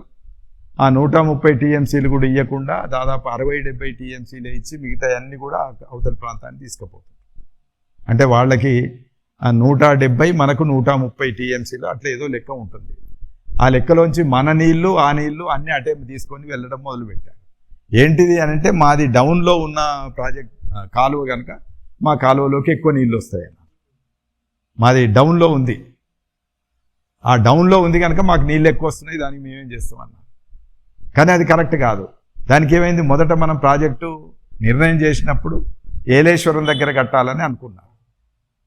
ఆ ఏలేశ్వరం దగ్గర కట్టాల్సినటువంటి ప్రాజెక్టును ఎక్కడ కడితే ఎక్కువ నీళ్ళు వస్తాయో వాళ్ళ కేఎల్ రావు వాళ్ళకి ప్లాన్ ఇచ్చాడు. అప్పుడు ముఖ్యమంత్రి వాళ్లే ఉన్నారు కాబట్టి దాన్ని ఇంకా ముందటి దాకా తీసుకొచ్చి విజయపూర్ దగ్గర నందికొండ దాకా తీసుకొచ్చి కట్టారు. అక్కడ కడితే డౌన్ అంతా అటు ఎక్కువ ఉంది కాబట్టి నీళ్ళు ఎక్కువ. వాళ్ళు అనుకోవడం 170 టీఎంసీలే వాళ్ళకి కావాలనుకోవచ్చు, కానీ 260 టీఎంసీల దాకా వాళ్ళకి బట్టి. అది దారుణమైనటువంటి విషయం. కాబట్టి మొత్తం నీళ్ళన్నీ అటే పోతున్నటువంటి క్రమం ఉంటుంది కనుక నీళ్లు రెండవ స్లోగన్, నియామకాలు ఒక స్లోగన్, నీళ్లు రెండవ స్లోగన్, నిధులు బడ్జెట్ అంతా అక్కడ తీసుకుపోయి డెవలప్ చేస్తారు. పన్నులు మనం కడుతున్నాం, ఇక్కడ డెవలప్ చేయరు. ఇవి తీసుకుపోయి ఆంధ్రాలో యూనివర్సిటీలు పెట్టుకుంటారు, ఆంధ్రాలో పెద్ద పెద్ద ఆఫీసులు పెట్టుకుంటారు, ఇవన్నీ చేస్తున్నారు. బడ్జెట్ మొత్తం అటే తీసుకుపోతున్నారు అనేది. ఇక్కడ డెవలప్ చేస్తే హైదరాబాద్ కొంత డెవలప్ చేయొచ్చు, కానీ ఇటు వరంగల్ డెవలప్మెంట్ లేదు, కరీంనగర్ డెవలప్మెంట్ లేదు, ఆదిలాబాద్ నిజామాబాద్ ఏది డెవలప్మెంట్ లేదు. కాబట్టి ఇది మన వాళ్ళు దృష్టిలో పెట్టుకొని నిధులు ఇక్కడనే ఖర్చు పెట్టాలి, ఇక్కడ నిధులు ఇక్కడే ఖర్చు పెట్టాలి అనేది పెద్ద మనుషుల ఒప్పందం నాడు రాసుకున్నారు. అది ఉల్లంఘించారు. మళ్ళీ ఆ స్లోగన్ ముందటికి తెచ్చి ఈ 3 స్లోగన్స్ మీద 96 నవంబర్లో ఉద్యమం మొదలైంది. అది 97 నాటికి చిన్న చిన్నగా అందుకుంటూ 97లో భువనగిరిలో ఒక పెద్ద సదస్సు జరిగింది. ఆ భువనగిరిలో జరిగినటువంటి సదస్సులో దగాపడ్డ తెలంగాణ అనే పేరుతో 2 రోజుల సదస్సు జరిగింది. అది ఆ తర్వాత ఒక బహిరంగ సభ చేస్తుంది. అది ఒక దశ తిరిగింది, మలుపు తిరిగింది. ఆ తర్వాత సూర్యాపేటలో ఇంకొక సభ జరుగుతుంది. ఆ సభ కూడా చాలామంది అక్కడికి వస్తారు. అక్కడ జయశంకర్ సారు, ఇక్కడ జయశంకర్ సారు పాల్గొన్నాడు, కాళోజీ పాల్గొన్నారు. దీంతో మళ్ళీ ఆ ఉద్యమం ఊపందుకున్నది. ఆ తర్వాత వరంగల్ డిక్లరేషన్ అని 97 డిసెంబర్లోనే వరంగల్ డిక్లరేషన్ సభ జరిగింది. అది కూడా చాలామంది వచ్చారు. ఆ చాలామంది వచ్చినటువంటి దాంట్లో ఒక ప్రకటన చేస్తారు, తెలంగాణ రాష్ట్రం ఏర్పడాల్సిందే, దీనికి ఎవరు అడ్డు చెప్పడానికి లేదు, తెలంగాణ ప్రజలంతా ఈ ఉద్యమంలోకి కలిసి రావాలని డిక్లరేషన్ చేశారు. దీని వెనక ఈ 3 వెనక తీవ్రవాదులు ఉన్నారు లేదా నక్సలైట్లు ఉన్నారు అనేటువంటి ఉద్దేశంతో చంద్రబాబు ఈ నక్సలైట్ల పేరుతో వీటిని అణిచివేయడం మొదలుపెడితే వాళ్లే కాదు, మేము కూడా ఉన్నామని బీజేపీ వాళ్ళు కూడా ఒక ఓటుకు 2 రాష్ట్రాలు అనే స్లోగన్తో వాళ్ళు సపోర్ట్ చేశారు. కాకినాడ తీర్మానం అంటారు దాన్ని. ఆ కాకినాడలో జరిగిన బీజేపీ వాళ్ళు చేసినటువంటి తీర్మానం ఏంటిదంటే, ఒక ఓటు మాకు వేయండి, 2 రాష్ట్రాలు మీకు ఇస్తామని చెప్పి వాళ్ళు స్లోగన్ తీసుకున్నారు. అంటే బీజేపీ ఆనాడు నక్సలైట్లు, ఆనాడు ప్రజాస్వామికవాదులు అయినటువంటి కొంతమంది వీళ్ళందరూ కూడా ఆ ఉద్యమంలో భాగమై ఉన్నారు. కానీ ఈ ఉద్యమం తెలంగాణ ఎవరంటే వాళ్ళను అసెంబ్లీలో రూలింగ్ ఇచ్చాడు. ఎవరు, చంద్రబాబు నాయుడు ముఖ్యమంత్రిగా ఉన్నప్పుడు అసెంబ్లీలో యనమల రామకృష్ణుడు అనేటువంటి ఆయన స్పీకర్గా ఉన్నప్పుడు దాస్యం ప్రణయ భాస్కర్ అనేటువంటి ఆయన లేచి తెలంగాణ అభివృద్ధి జరగటం లేదు, తెలంగాణ రాష్ట్రం ఏర్పడాలి అని ఆయన అసెంబ్లీలో మాట్లాడితే అప్పుడు స్పీకర్ ఏమంటాడంటే, ఎవరు, ఈయన యనమల రామకృష్ణుడు అనే స్పీకర్, ఇక్కడ తెలంగాణ అనే పదం కూడా ఉచ్చరించొద్దు, అనొద్దు, తెలంగాణ అనే పదమే వాడొద్దు ఇక్కడ ఈ అసెంబ్లీలో, వెనకబడిన ప్రాంతం అను లేదా అభివృద్ధి చెందిన ప్రాంతం అను కానీ తెలంగాణ అని వాడొద్దు అని చెప్పి ఆయన ఖచ్చితంగా రూల్ ఇస్తాడు. తెలంగాణ అనడానికి ఇక్కడ నీకు పర్మిషన్ లేదు అని అంటే ఆయన కోపంతో ఎమ్మెల్యే ఆయన అప్పుడు వరంగల్ నుంచి ఆ ఎమ్మెల్యే పదవికి రాజీనామా చేసి బయటకు వచ్చాడు. వాళ్ళందరూ మర్చిపోయారు. దాస్యం ప్రణయ భాస్కర్, వినయ్ భాస్కర్ వాళ్ళ అన్న. ఆ ప్రణయ భాస్కర్ రాజీనామా చేసి బయటకు వచ్చిన తర్వాత ఉద్యమానికి ఊపొచ్చు. చంద్రబాబు క్రమంగా వీటన్నిటిని కూడా తొక్కేసుకుంటూ వచ్చాడు. ఏ పేరు పెట్టుకుంటూ వచ్చాడంటే, వీటన్నిటి వెనకాల నక్సలైట్లు ఉన్నారు అని తొక్కేసుకుంటూ వచ్చాడు. వచ్చి అది 2000 కాడికి వచ్చేసరికి మొత్తం జీరో అయింది. జీరో అయ్యి ఇంకెవడు తెలంగాణ అనలేని పరిస్థితి తీసుకొచ్చింది. అంటే ఎన్కౌంటర్. అట్లా బెల్లి లలిత అనేటువంటి ఆమె పాటలు పాడేది, ఆమెను చంపేశారు. 17 ముక్కలు నరికి చంపేశారు. అట్లా పాటలు పాడిన వాళ్ళను, మాట్లాడిన వాళ్ళను రకరకాల పేర్లతో చంపుకుంటూ వచ్చారు. వస్తే ఎవరు తెలంగాణ అన్నటువంటి వాతావరణం 2000 సంవత్సరానికి వచ్చింది. అప్పుడు ఇక్కడ ఎలక్ట్రిసిటీ ఛార్జీలు పెంచుతాడు, ఇంకెవరు ఏమనరులే అని అనుకుని చంద్రబాబు నాయుడు ఎలక్ట్రిసిటీ ఛార్జీలు పెంచాడు. ఛార్జీలు పెంచితే ఎవరికి కష్టం? ఎలక్ట్రిసిటీ పేరుతో ఎలక్ట్రిసిటీతోనే వ్యవసాయం చేసేటోళ్ళు తెలంగాణనే. మళ్ళీ ఆంధ్రలో కాలువ వ్యవసాయం, కాలు మీద కాలు వేసుకొని కూర్చుంటే కాలువ మారుతుంది వాళ్ళకి. కానీ తెలంగాణ పరిస్థితి అట్లా కాదు. కరెంటు మీటర్ నొక్కాలి, దానికి ఛార్జీలు కట్టాలి, కరెంటు ఛార్జీలు పెంచితే పెంచిన ఛార్జీలు కట్టాలి, పెంచిన ఛార్జీలు కట్టినా కూడా కరెంటు కట్టు. బోర్లో నీళ్లున్నా బోర్ల నీళ్లు మీది పోసే లోపల కరెంటు కట్ చేసి ఎక్కువ ఇండస్ట్రీస్కు, లేకపోతే హైదరాబాద్లో ఉన్న ఈ ఆర్ఎస్ బ్రదర్స్ ఇంకో బ్రదర్స్ వాళ్ళకి కూడా మొదలుపెట్టారు. సో మన వాళ్ళకి ఆ రకమైనటువంటి ఇబ్బంది కూడా కలిగింది. ఇక్కడ ఒక ఎలక్ట్రిసిటీ పెంచిన ఛార్జీలకు వ్యతిరేకంగా ట్యాంక్ బండ్ నుంచి కాంగ్రెస్ కమ్యూనిస్టుల ఆధ్వర్యంలో, ఆనాడు తెలుగుదేశం ప్రభుత్వం ఉంది, వీళ్ళ ఆధ్వర్యంలో ఒక ర్యాలీ జరుగుతుంది. CPM, CPI, Congress party, Rajasekhara Reddy ఆనాడు దానికి నాయకత్వం వహించాడు, జరిగితే దాని మీద చంద్రబాబు ప్రభుత్వం ఫైరింగ్ చేస్తే 3 చచ్చిపోయారు. ఓపెన్ ఫైరింగ్ చేశారు. ఫైరింగ్ చేస్తే ముందు ఉన్నటువంటి 3 చనిపోయారు. చనిపోయినప్పుడు చంద్రశేఖరరావు అప్పుడు డిప్యూటీ స్పీకర్గా ఉండి నేనేం చేయలేకపోతున్నా అని, లేదా పదవిలో ఆయన కొంత అసంతృప్తి ఉండొచ్చు, మంత్రి పదవి ఉంటే ఆయనను తీసేశాం. అంటే తెలంగాణ వాళ్ళు ఎక్కడ డెవలప్ అయినా కానిస్తలేరు, అదొకటి బాధ ఆయనకు లోపల ఉంది. దానికి తోడు ఫైరింగ్ జరిగింది. కాబట్టి తెలంగాణ అంటేనే కరెంటు వ్యవసాయం పేరు మీద ఛార్జీలు పెంచుడే కాక మనుషులు చంపుతారా మీరని కోపంతోనే ఆయన అప్పటికప్పుడు ఒక లేఖ, బహిరంగ లేఖ రాశాడు చంద్రబాబు ప్రభుత్వం. రాసి ఆయన రిజైన్ చేసి బయటకు వచ్చి ఈ పార్టీ పెట్టాడు. 2001 ఏప్రిల్లో ఈ పార్టీ పెట్టాడు. తెలంగాణ రాష్ట్ర సమితి పేరుతో ఒక పార్టీ పెట్టాడు. అప్పుడు 3 రాజీనామాలు చేశాడు. ఒకటి తెలుగుదేశం పార్టీకి రాజీనామా, మీ పార్టీ తెలంగాణ వ్యతిరేక వైఖరి తీసుకున్నారు. రెండవది ఎమ్మెల్యే పదవికి రాజీనామా. మూడవది డిప్యూటీ స్పీకర్ పదవికి రాజీనామా. 3 రాజీనామాలు చేసి తెలంగాణ రాష్ట్ర సమితి అనే పేరుతోని ఒక ఉద్యమం చేయబోతున్న ఒక పార్టీ పెట్టినా అని రిజిస్ట్రేషన్ చేయించి, ఇంకా ఈ రహస్యోద్యమాలు, తుపాకులు పట్టుకొని కొట్లాడే ఉద్యమాలు, లేకపోతే రోడ్ల మీదకి వచ్చే కొట్లాడే ఉద్యమాలు, వీటన్నిటితోనే చేస్తున్నారు కనుక ఇది రాజ్యాంగబద్ధమైనటువంటి ఉద్యమం చేయాలని ఆయన ముందుకొచ్చి ప్రజాస్వామికంగానే ఆర్టికల్ 3 ప్రకారమో ఏదో ఆ రాజ్యాంగం ఇచ్చినటువంటి స్వేచ్ఛలోంచి మనం ఉద్యమించి ఆ ఉద్యమం ద్వారానే తెలంగాణ తెచ్చుకుందామని ఆయన ఇంకో స్లోగన్ తీసుకొని ఈ ఉద్యమం మొదలుపెట్టారు. సార్, తర్వాత చంద్రశేఖరరావు గారి పాత్ర ఏ విధంగా ఉంది అసలు? 2014 వరకు ఆయన చేపట్టిన పాత్ర ఎలా ఉంది అసలు? అంటే ఇప్పుడు ఆయన తీసుకున్న లైను, ఆయన పార్టీ ఏదైతే పద్ధతి ఎంచుకుందో, ఉద్యమ విధానం ఏదైతే ఎంచుకుందో, అది ఆనాడు ప్రజలకు నచ్చింది. ఎందుకు నచ్చింది అని అంటే, ఎక్కడ మీరు ఒక రక్తం బొట్టు నేల మీద చిందించాల్సిన అవసరం లేదు, మీరు కేవలం ఓట్లు వేస్తే చాలు, నేను తెలంగాణ తీసుకొచ్చి మీ చేతిలో పెడతా. అదే ఆయన స్లోగన్.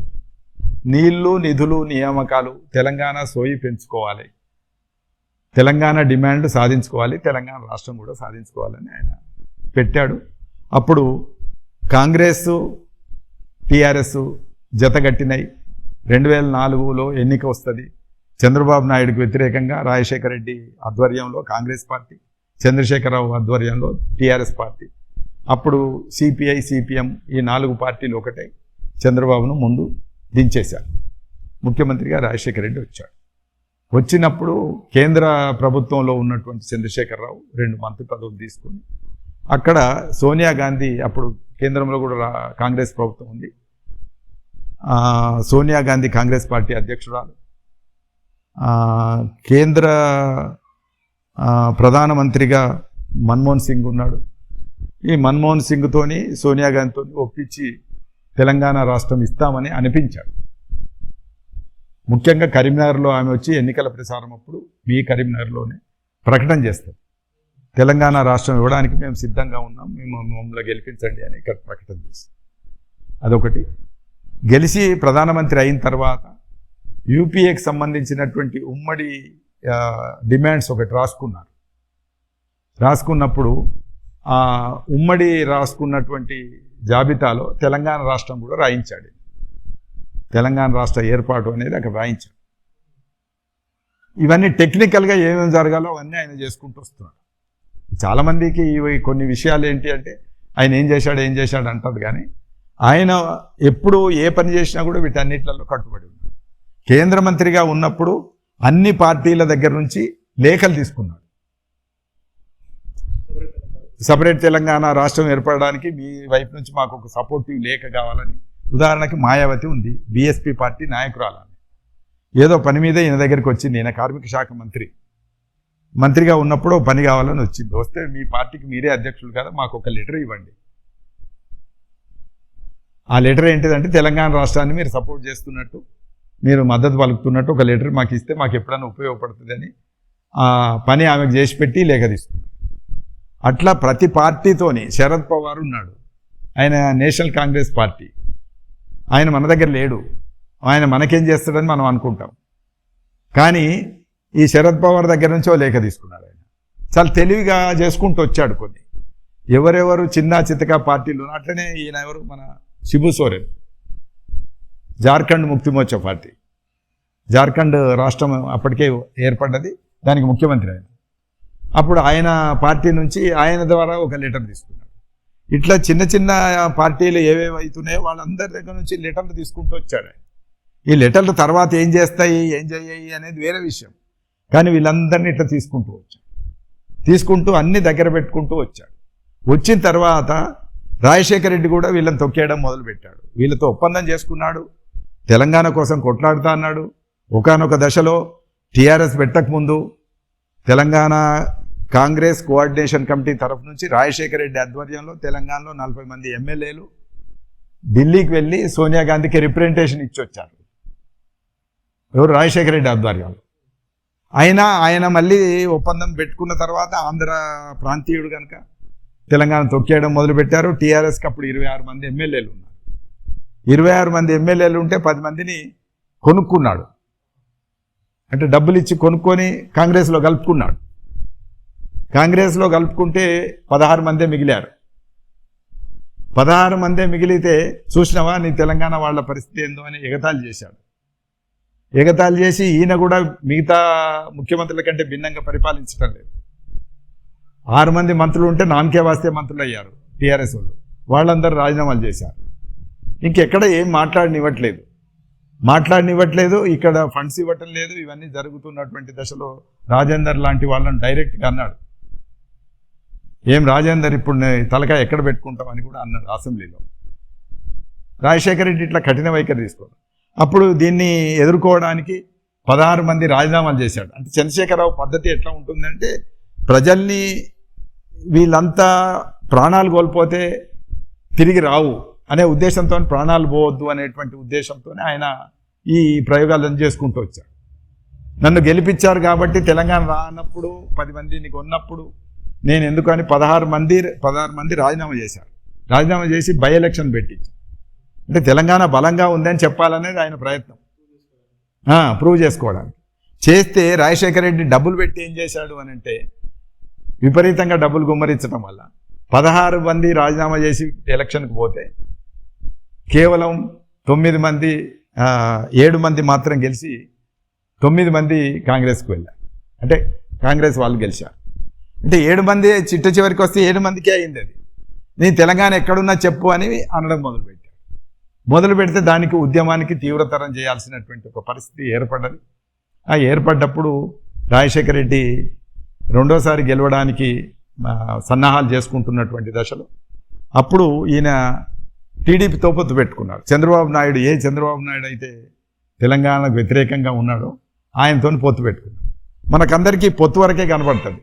కానీ అప్పుడు ఏం చేశాడంటే చంద్రబాబు నాయుడుతో పొత్తు పెట్టుకోవాలంటే చంద్రబాబు నాయుడు కూడా తెలంగాణకు సపోర్ట్ చేస్తున్నట్టు, తెలంగాణ రాష్ట్రానికి అనుకూలంగా ఉన్నట్టు ఒక లేఖ ఇయ్యాలని పెట్టాడు. సో చంద్రబాబు నాయుడు కూడా తెలంగాణకు అనుకూలంగా ఒక లెటర్ ఇచ్చాడు. అంటే తెలుగుదేశం కూడా సపోర్ట్ చేస్తూ ఒక లేఖ ఇచ్చింది. ఈ లేఖలన్నీ తీసి దగ్గర పెట్టుకుంటూ వచ్చాడు. ఈ లేఖలన్నీ దగ్గర తీసుకుంటూ రావటం మాత్రమే కాకుండా రాజశేఖర రెడ్డి అంటున్నప్పుడు ఇవన్నీ జరుగుతూ ఉన్నప్పుడు తెలంగాణ ఉద్యమాన్ని తీవ్రతరం చేయాలని ఆ ఎలక్షన్కి పోయిండు. ఆ ఎలక్షన్లలో రాజశేఖర రెడ్డి తిరిగి గెలిచాడు కనుక తెలంగాణ ఏం లేదనేది మళ్ళీ అది జీరోకి పడిపోతున్నది. తెలంగాణ టీఆర్ఎస్కు ఎమ్మెల్యేలు రాలేదు. ఈ పొత్తును ప్రజలు హర్షించలేదు. తెలుగుదేశం తెలంగాణ రాష్ట్ర సమితి పొత్తు ఒకనాడు నువ్వే వ్యతిరేకించినావు, మళ్ళీ ఇప్పుడు ఎట్లా కలిసి ఉంటావు అని వాళ్ళ ఇష్టపడలేదు కనుక తెలంగాణ వాదుల్ని కూడా ఓడగొట్టారు. ఓడగొట్టిన తర్వాత దీన్ని ఉద్యమం బలోపేతం చేయాలంటే ఇంకా ఆయనకి ఏం మార్గం దొరకలేదు. అప్పుడు ఏం చేశాడు అంటే, ఒకటి ఉద్యోగ గర్జన అని ఉద్యోగులందరినీ ఏకం చేసి ఉద్యోగాల్లో ఎంత నష్టం జరుగుతుందో ఒక సభ పెట్టించాడు. అది సిద్దిపేటలో జరిగిన సభ. అది జరిగిన నెల రోజులకు ఈ ఉద్యమాన్ని ఇట్లనే, అంటే తెలంగాణ వాదం బలంగానే ఉంది కానీ ఎన్నికల దగ్గరికి వచ్చేసరికి సమస్యలు ఏర్పడుతున్నాయి అనేటువంటి దీంతో అప్పుడు మళ్ళీ తాను స్వయంగా నిరాహార దీక్ష చేశాడు. ఇంకెవరో చనిపోవటం కాదు, ఇది ఆమర నిరాహార దీక్ష చేయాలి, తెలంగాణ రాష్ట్రం వచ్చేదాకా నిరాహార దీక్ష సాగాలి అని చెప్పి ఆయన వ్యూహాత్మకంగా సోనియా గాంధీ బర్త్డే 10 రోజులు ఉన్నదనంగా, ఆమె ఇస్తా అన్నది కాబట్టి బర్త్డే 10 రోజులు ఉన్నదనంగా ఈయన నవంబర్ 29 నాడు నిరాహార దీక్ష మొదలుపెట్టాడు. నవంబర్ 29 నిరాహార దీక్ష మొదలు పెడితే డిసెంబర్ 9 ఏమో సోనియా గాంధీ బర్త్డే, ఆనాటికి ప్రకటన వస్తుంది అనేది ఆయన వ్యూహం. రావాలి, ఆమె మీద ప్రెజర్ పెట్టాలనేది వ్యూహం. సో ఇలాంటిది ఒక పరిస్థితి పెట్టుకొని సిద్దిపేటలోనే నిరాహార దీక్ష చేసుకోవాలని, అది ఒక 20,000 మంది చుట్టూ ప్రజలు పెట్టుకొని వాటిని దాటిన తర్వాత కానీ ఈయనను అరెస్ట్ చేయడం సాధ్యం కావద్దని పక్కా ప్లాన్తో ఒక నిరాహార దీక్ష పెట్టి, అప్పటికీ అంటున్నాం ఈ శవయాత్రలు ఆమర నిరాహార దీక్షలు ఇవి వద్దు, పబ్లిక్లోకి వేరే అర్థం పోతుంది, ప్రాణాలైనా అర్పిస్తాం అనే కాడికి పోతే ఆ ప్రాణాలేమో సామాన్యులు అయిపోతాయి, నాయకులుగానే ఉంటారు అనేటువంటి భయం మాసంటోళ్ళకు ఉంది. కాబట్టి మాసంటోళ్ళం ఆయన దగ్గరగా ఉన్నాం కాబట్టి మేమంతా ఆయనకు చెప్తున్నాం ఈ స్లోగన్ వద్దు, బాగాలేదని. లేదు, ఇట్లా అయితే తప్ప పబ్లిక్లో టెన్షన్ రాదు, పబ్లిక్లో ఆమోదం రాదు అని చెప్పి ఆయన ఆ నినాదం తీసుకొని కేసీఆర్ శవయాత్రో లేదా జైత్రయాత్రో అనేది ఒక స్లోగన్, కేసీఆర్ తెలంగాణ రాష్ట్రం వచ్చుడో కేసీఆర్ చచ్చుడో ఇంకో స్లోగన్, ఇట్లాంటి అన్నీ పెట్టేసరికి ఇదేదో పెద్దగా అవుతుంది అనేటువంటి ఉద్దేశంతో ఆనాడు రోషయ్య ముఖ్యమంత్రిగా ఉన్నాడు, రాజశేఖర రెడ్డి చనిపోయాడు, రోషయ్య ముఖ్యమంత్రిగా ఉన్నాడు. ఆ రోషయ్య ముఖ్యమంత్రిగా ఉన్నప్పుడు ఈ ప్లాన్ పెట్టుకొని నిరాహార దీక్షకు ప్లాన్ చేసుకొని కరీంనగర్ నుంచి పెద్దగా కాన్వాయ్తోనే వస్తూ ఉన్నప్పుడు మధ్యలో అరెస్ట్ చేసి నేను తీసుకెళ్ళి ఖమ్మం జైల్లో ఉంచారు. ఖమ్మం జైల్లో ఉంచి వాళ్లే ఆయన విత్డ్రా చేశాడు అని చెప్పి బలవంతంగా ఆయనకు రసం ఇచ్చి, ఏదో ఈయనకు ఆ టైంలో వాళ్ళు అనడం అయితే మేము రాజీ పడదలుచుకోలేదు, తెలంగాణ రాష్ట్ర ప్రకటన వచ్చేదాకా రాజీ పడదలుచుకోలేదని నిరాహార దీక్ష మొదలుపెట్టామని. అది జయశంకర్ సార్ చెప్పింది నేను నమ్ముతాను కాబట్టి జయశంకర్ సార్ చెప్పిన దాని ప్రకారం జరగలేదు. కానీ ఉస్మానియా యూనివర్సిటీ క్యాంపస్లో కొందరు అన్నది ఏంటిదంటే ఆయన నిరాహార దీక్ష విత్డ్రా చేసుకున్నాడు, ఆయన జ్యూస్ తాగాడు అనేది ఉస్మానియా యూనివర్సిటీలో కొంతమంది గద్దర్ ఆధ్వర్యంలో కొంతమంది పెట్టినటువంటి అభియోగం. కానీ జయశంకర్ వాళ్ళంతా చెప్పింది ఆయన నిరాహార దీక్ష విత్డ్రా కాలేదు అని చెప్పి అన్నారు. అక్కడ నుంచి ఆయన ఆరోగ్యం క్షీణిస్తే తీసుకొచ్చి నిజాం హాస్పిటల్లో పెట్టారు.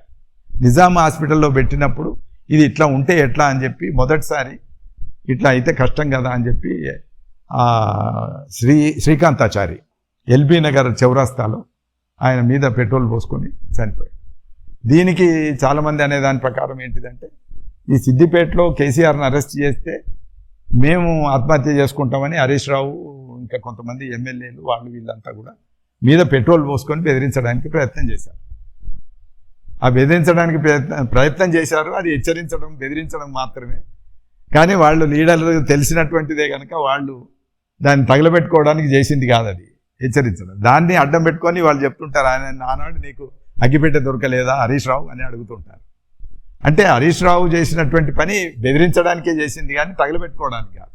అందుకని ఎవరు తగలబెట్టుకోవద్దని ఇంకొక పక్క నుంచి చెప్తూనే ఉన్నారు. నిజానికి ఆ నాయకుల్ని ఆదర్శంగా తీసుకున్నా కూడా పెట్రోల్ పోసుకునేంత వరకే బెదిరించాలి, అగ్గిపెట్టె పెట్టుకొని కాల్చుకునేంత పరిస్థితి రాకూడదు నా దృష్టిలో, నా అభిప్రాయం కూడా. కానీ శ్రీకాంతాచారి దీనికంటే ఎక్కువ అయ్యి నేను చరిత్రలో అమరుడుగా అయినా ఉంటాను అని చెప్పి అనుకొని త్యాగం చేయాలని అనుకొని ఎవరో ఒకరు త్యాగం చేయకపోతే నడవదని అనుకొని హరీష్ రావు వాళ్ళు చేయకుండా నేను త్యాగం చేస్తా అని చెప్పి ఆయన మీద అది అగ్గిపుల్ల గీక్కొని మంట పెట్టుకొని చనిపోయాడు, మంటల్లో కాల్చి చనిపోయాడు. దాంతో ఉద్యమం ఇంకో టర్న్ తీసుకుంది. ఈయన హాస్పిటల్ ఒక టర్న్ అయితే శ్రీకాంతాచారి ఆత్మాహుతి తర్వాత రెండో టర్న్ తీసుకొని అక్కడి నుంచి చనిపోయి దీన్ని వేడెక్కించాలనేటువంటిది కూడా ఆలోచన వచ్చింది చాలా. సో అక్కడి నుంచి ఆయన హాస్పిటల్ నుంచి బయటకు వచ్చే లోపు 2-3 చనిపోయారు. చనిపోయినప్పుడు ఆయనకు తెలుసు కదా 9వ తారీఖు సోనియా గాంధీ బర్త్డే నాడు ప్రకటన వచ్చే అవకాశం ఉంది అని తెలుసు కనుక అప్పటిదాకా ఈ సెలైన్ లెక్కించుకొని వీటితో నడిపిస్తున్నాడు. అది ఆనాడు ఉదయం మేము కూడా వెళ్ళి మానేస్తే అయిపోతుంది కదా అని మేము కూడా రిక్వెస్ట్ చేసినాం. ఎవరన్నా చెప్పాలి, ఎవరు చెప్పకపోతే ఎట్లా చనిపోతే కష్టం కదా అని అంటుంటే మేము పోయి చెప్పాం. చెప్తే మీరు నాకు పిరికి మందు నూరిపోస్తారా అని చెప్పి ఆయన మాట్లాడారు. ఆ దశలో నైట్ ఆనాడు 9వ తారీఖు నాడు నైట్ దాదాపు 9:30-10 గంటలకి అక్కడి నుంచి ఫోన్ వచ్చింది, సోనియా గాంధీ నుంచి ఫోన్ వచ్చింది. ఫోన్ వచ్చినప్పుడు మేము ప్రకటిస్తాం, మీరు విత్డ్రా చేయండి అంటే ప్రకటిస్తామంటే కాదు, అది మీ హోంశాఖ మంత్రి ఆనాడు చిదంబరం ఆయన ద్వారా ప్రకటింపజేయాలి, అది కూడా మేము రాసిన ప్రకటనే మీరు చదవాలి అని చెప్పి ఒక కండిషన్ పెట్టి ఆ ప్రకటన ఎట్లుండాలో జయశంకర్ సార్తో రాయించాడు. టెక్నికల్గా చట్టబద్ధంగా ఎట్లుండాలి అనేది జయశంకర్ సార్ రాశాడు. రాసి ఇక్కడి నుంచి పంపారు. అక్కడ పంపితే ఆ ప్రకటన ఆయన చిదంబరం చేశాడు. రాత్రి 12 గంటలకు చేశారు. చేసి ఆ లెటర్ ఇచ్చి విత్డ్రా చేయమని రోషేను పిలిపించుకొని రోషేకి ఆ లెటర్ ఇచ్చి ఈయన వెళ్ళి ఈ జ్యూస్ ఇచ్చి విత్డ్రా చేయించాలి, ప్రకటన చెప్పి కేంద్ర ప్రభుత్వం యొక్క నిర్ణయం చెప్పి విత్డ్రా చేయించాలని చెప్పి తోలిస్తారు. తోలిస్తూ ఉన్నప్పుడు ఆయన వస్తాడు అని 12 గంటలకు 12:30కు మేము ఎదురు చూసుకుంటూ కూర్చున్నాం. 1 అయింది, రాలేదు. ఫ్లైట్ దిగిండు 1 తర్వాత. ఫ్లైట్ దిగి ఆయన వస్తాడని ఇక్కడ హడావుడి జరుగుతోంది. ఆయన మాత్రం ఇంటి వైపు మళ్ళీ ఇచ్చాడు. ఆయన ఇటు రావటం లేదు, హాస్పిటల్ రావటం లేదు, ఇంటి వైపు వెళ్తున్నాడని ఈయనకు ఫోన్ వచ్చింది. ఫోన్ వచ్చిన తర్వాత ఈయనకు అర్థమయ్యి ఏదో పొరపాటు జరిగింది. ప్రకటన అయితే చేయించారు, చిదంబరం ప్రకటించాడు. బట్ రోషే ఇక్కడ రావడానికి సిద్ధంగా లేడు. రోషే ఏదో జరిగింది, ఈ ఫ్లైట్లో ఉన్నప్పుడు ఏదో తప్పు జరిగింది అని ఈయన ఊహించి అప్పుడు ఇంకా అతను ఎట్లా రాడు కనుక ప్రకటన వచ్చింది, విత్డ్రా చేయించుకోవాలని అనుకొని రాత్రి 2 గంటల ప్రాంతంలో ఈయన జయశంకర్ సార్ జ్యూస్ ఇస్తే విత్డ్రా చేసుకున్నాడు. అప్పుడు ఇంకా కొంతమంది వచ్చారు, మందకృష్ణ వీళ్ళంతా కూడా ఉన్నారు వెంట. అప్పుడు ఆయన విత్డ్రా చేసుకున్నాడు, జ్యూస్ తాగి విత్డ్రా చేసుకున్నాడు. తెల్లవారి అర్థమైంది ఏంటంటే రాత్రి ఆయన ఫ్లైట్ ఎక్కిన తర్వాత చంద్రబాబు నాయుడుతో మాట్లాడాడు. ఈ లేఖ ఇచ్చినటువంటి చంద్రబాబు నాయుడు కాంగ్రెస్ పార్టీలో ఉన్నటువంటి రోషయ్య మనుషులు లేదా రాజశేఖర రెడ్డి మనుషులు వీళ్ళంతా కూడా ఒక్కటైపోయి సమైక్య ఉద్యమం నడపాలని, సమైక్యాంధ్ర ఉద్యమం నడపాలని అక్కడ తీర్మానం చేసుకున్నారు. సో తెల్లవారే ఇక్కడ రాత్రి జరిగింది ఇది, తెల్లవారి ఆ ఉద్యమం మొదలైంది. తెల్లవారి అక్కడ నుంచి ఎక్కడికక్కడ పట్టణాల్లో సమైక్యాంధ్ర ర్యాలీలు, ఈ రాజీనామాలు, మంత్రులు ఎమ్మెల్యేల రాజీనామాలు, ఈ బోగస్ ఇదంతా మొదలైంది. ఇది మొదలైనప్పుడు ఇక్కడ అరే ఇట్లా మొదలైంది ఏంటిది అని ఎదురు చూస్తుండగానే ఈ ప్రకటనను వెనకే తీసుకుంటున్నామని మళ్ళీ చిదంబరం ప్రకటించారు. సోనియా గాంధీ చిదంబరం కలిసి మళ్ళీ ప్రకటించింది ఏంటంటే రాత్రి చేసిన మేము తెలంగాణ ప్రకటనను, తెలంగాణ రాష్ట్ర ఏర్పాటు ప్రకటనను విత్డ్రా చేసుకుంటున్నాము, వెనకకి తీసుకుంటున్నామని మళ్ళీ ప్రకటించారు. చూడండి, వాళ్ళు ఆడిన డ్రామా కూడా. రాత్రి ఇది ప్రకటించారు, తెల్లారి వెనకే తీసుకున్నారు. సో అప్పుడు మళ్ళీ ఇక్కడ ఉద్యమాన్ని ఉధృతం చేయాల్సినటువంటి అవసరం ఏర్పడ్డది. అప్పుడు కేసీఆర్ స్వయంగా రెండో రోజు ఒక రోజు దాటినాక రెండో రోజు చూసి జానారెడ్డి కాంగ్రెస్ వాళ్ళ అప్పుడు హోంశాఖ మంత్రి అనుకుంటా, ఆయన ఇంటికి వెళ్ళి అక్కడ ఏర్పాటు చేసినటువంటి సంస్థ తెలంగాణ రాజకీయ పొలిటికల్ జేఏసీకి జయశంకర్ సార్ని కన్వీనర్ పెట్టాలంటే ఈ ఏజ్ తిరగలేనంటే అప్పుడు కోదండను పెట్టారు. Telangana political JAC joint action committee. ఈ కమిటీ కన్వీనర్ ఎవరంటే కోదండరామును పెట్టి ఒక ఉద్యమం నడపాలి. ఇది కేవలం టీఆర్ఎస్ చేస్తే నడవదు. ఇక్కడ కాంగ్రెస్ ఉంటుంది, ఇక్కడ బీజేపీ ఉంటుంది, ఇక్కడ సిపిఐ ఉంటుంది, ఇంకెవరో ఉంటారు. వీళ్ళందరినీ కలుపుకొచ్చేటటువంటి ఒక ఉద్యమం నడవాలని అప్పుడు ఈ పొలిటికల్ జేఏసీ ఏర్పాటు చేసి పొలిటికల్ జేఏసీ అందరినీ కలపాలి, రాజకీయంగా ఉన్న అన్ని పార్టీల్ని కలిపి ఉద్యమం చేయాలని ఒక నిర్ణయం తీసుకుని నడిపారు. దీని వెనక కీలకమైనటువంటి పాత్రధారి, సూత్రధారి, వ్యూహధారి అన్నీ కూడా కేసీఆరే. అంతరాయింది కానీ అన్ని ఆల్రెడీ లేఖలు తీసుకొని పెట్టుకున్నాడు. చంద్రబాబు దగ్గర నుంచి లేఖలు తీసుకొని పెట్టుకున్నాడు. ఆయన మార్చిన అభిప్రాయం ఒకటి ఉన్నప్పటికీ ఇదిగో నువ్వు ఇచ్చిన లేఖ అని ప్రెస్లో ప్రకటిస్తున్నాడు. కాబట్టి డబుల్ స్టాండర్డ్స్ను బాగా ఎక్స్పోజ్ చేసినటువంటి మనిషి ఆయన. కాబట్టి ఉద్యమం అక్కడ నుంచి అక్కడ సమైక్యాంధ్ర ఉద్యమం చేస్తుంటే మేమెందుకు తక్కువ తింటామని తెలంగాణ వాళ్ళలో భావోద్వేగం, సెంటిమెంటు ఇంకా పెరిగిపోయి మనం కూడా రోడ్ల మీదకి రావాలని ఇక్కడ కూడా పెద్ద ఎత్తున రోడ్ల మీదకి వచ్చాం. నిజానికి తెలంగాణ ఉద్యమం అంతా నిలబడ్డది పాట మీద.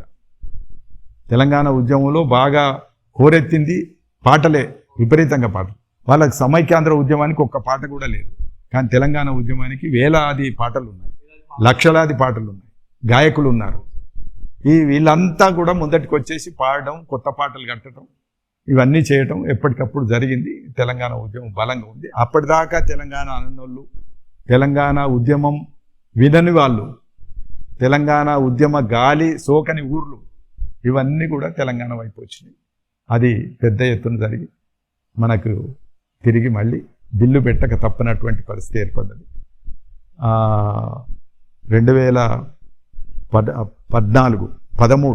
2013 జూన్లో తిరిగి కాంగ్రెస్ మళ్ళొక ప్రకటన చేసింది.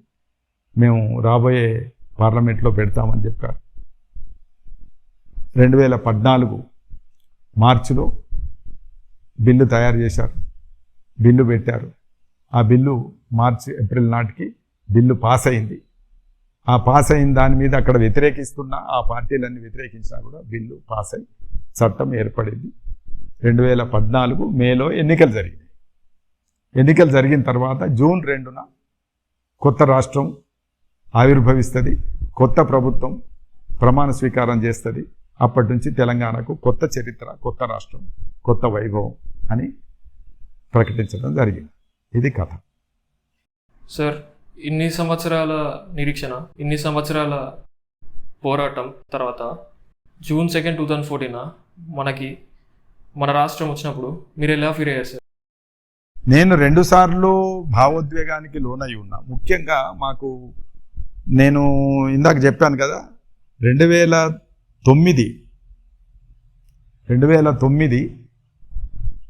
నవంబర్ 9వ తేదీ నాడు మొదటి ప్రకటన వచ్చింది.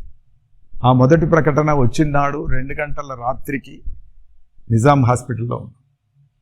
నిజాం హాస్పిటల్లో ఇంకా ఈయన రావటం లేదు. ఆయన నిరాహార దీక్ష జ్యూస్ తాగి వదిలేసిన తర్వాత తెల్లవారు జరిగేది మాకు తెలియదు. రాత్రి వరకే సమాచారం. ప్రకటన అయితే వచ్చింది కదా అని చెప్పి 2 గంటల రాత్రి బయటకు వచ్చి చూస్తే తెలంగాణలో ఎవరు నిద్రపోలే. హైదరాబాద్ నగరం మొత్తం మేల్కొని ఉన్నది. ఎక్కడికక్కడ జీపులు, లారీలు, ట్రక్కులు, వీటిల్లో జనమంతా ఊరేగుతున్నారు. తెలంగాణ స్వీట్లు పంచుకుంటున్నారు. పెద్ద ఎత్తున జరుగుతున్నాయి. 2 గంటల దాకా మేము హాస్పిటల్లో ఉన్నాం. 2 గంటలకు పడుకుందామని బయటకు వచ్చాం. ఆ ప్రకటించినప్పుడు కలిగిన ఆనందం కంటే ఈ ఆనందం, వీళ్ళ భావోద్వేగాలు, వీళ్ళ ఊరేగింపులు, వీళ్ళ ఆనందాలు ఇవన్నీ చూస్తున్నప్పుడు అరే ఇంత ఉంది కదా, తెలంగాణకి ఇంత బలం ఉంది కదా, ఇంత శక్తి ఉంది కదా, ఈ రాష్ట్రం కోరిక ఇంతమందిలో ఇంత ఆనందాన్ని నింపింది కదా అని చెప్పి అనుకుంటూ వచ్చినాం. చూసుకుంటూ తిరిగినాం. మేము ఇక పడుకోవడానికి వచ్చినాం కానీ పడుకోవడానికి పోలేదు. ఆ 1.5-2 గంటల సేపు 4-4:30 దాకా రోడ్ల మీద మేము కూడా తిరిగితే ఎక్కడికక్కడ ప్రజలు చాలా ఆనందంగా ఉన్నటువంటి ఒక సందర్భాన్ని చూసినప్పుడు చాలా భావోద్వేగం, ముఖ్యంగా పులకింత కలిగింది. అంటే తెలంగాణ అనే పదానికే గొప్ప పులకింత ఉంది. నేను అది 9వ తరగతిలో ఉన్నప్పుడు జై తెలంగాణ అన్నప్పుడు, చేయి పిడికిలు బట్టి జై తెలంగాణ అన్నప్పుడు ఒళ్ళు రోమాలన్నీ నిక్కబడుచుకున్నాయి, వెంట్రుకలన్నీ. ఆనాడు ఎట్లా నిక్కబడుచుకున్నాయో ఈ భావోద్వేగంతోనే నేను 96లో ఉద్యమంలోకి వచ్చాను.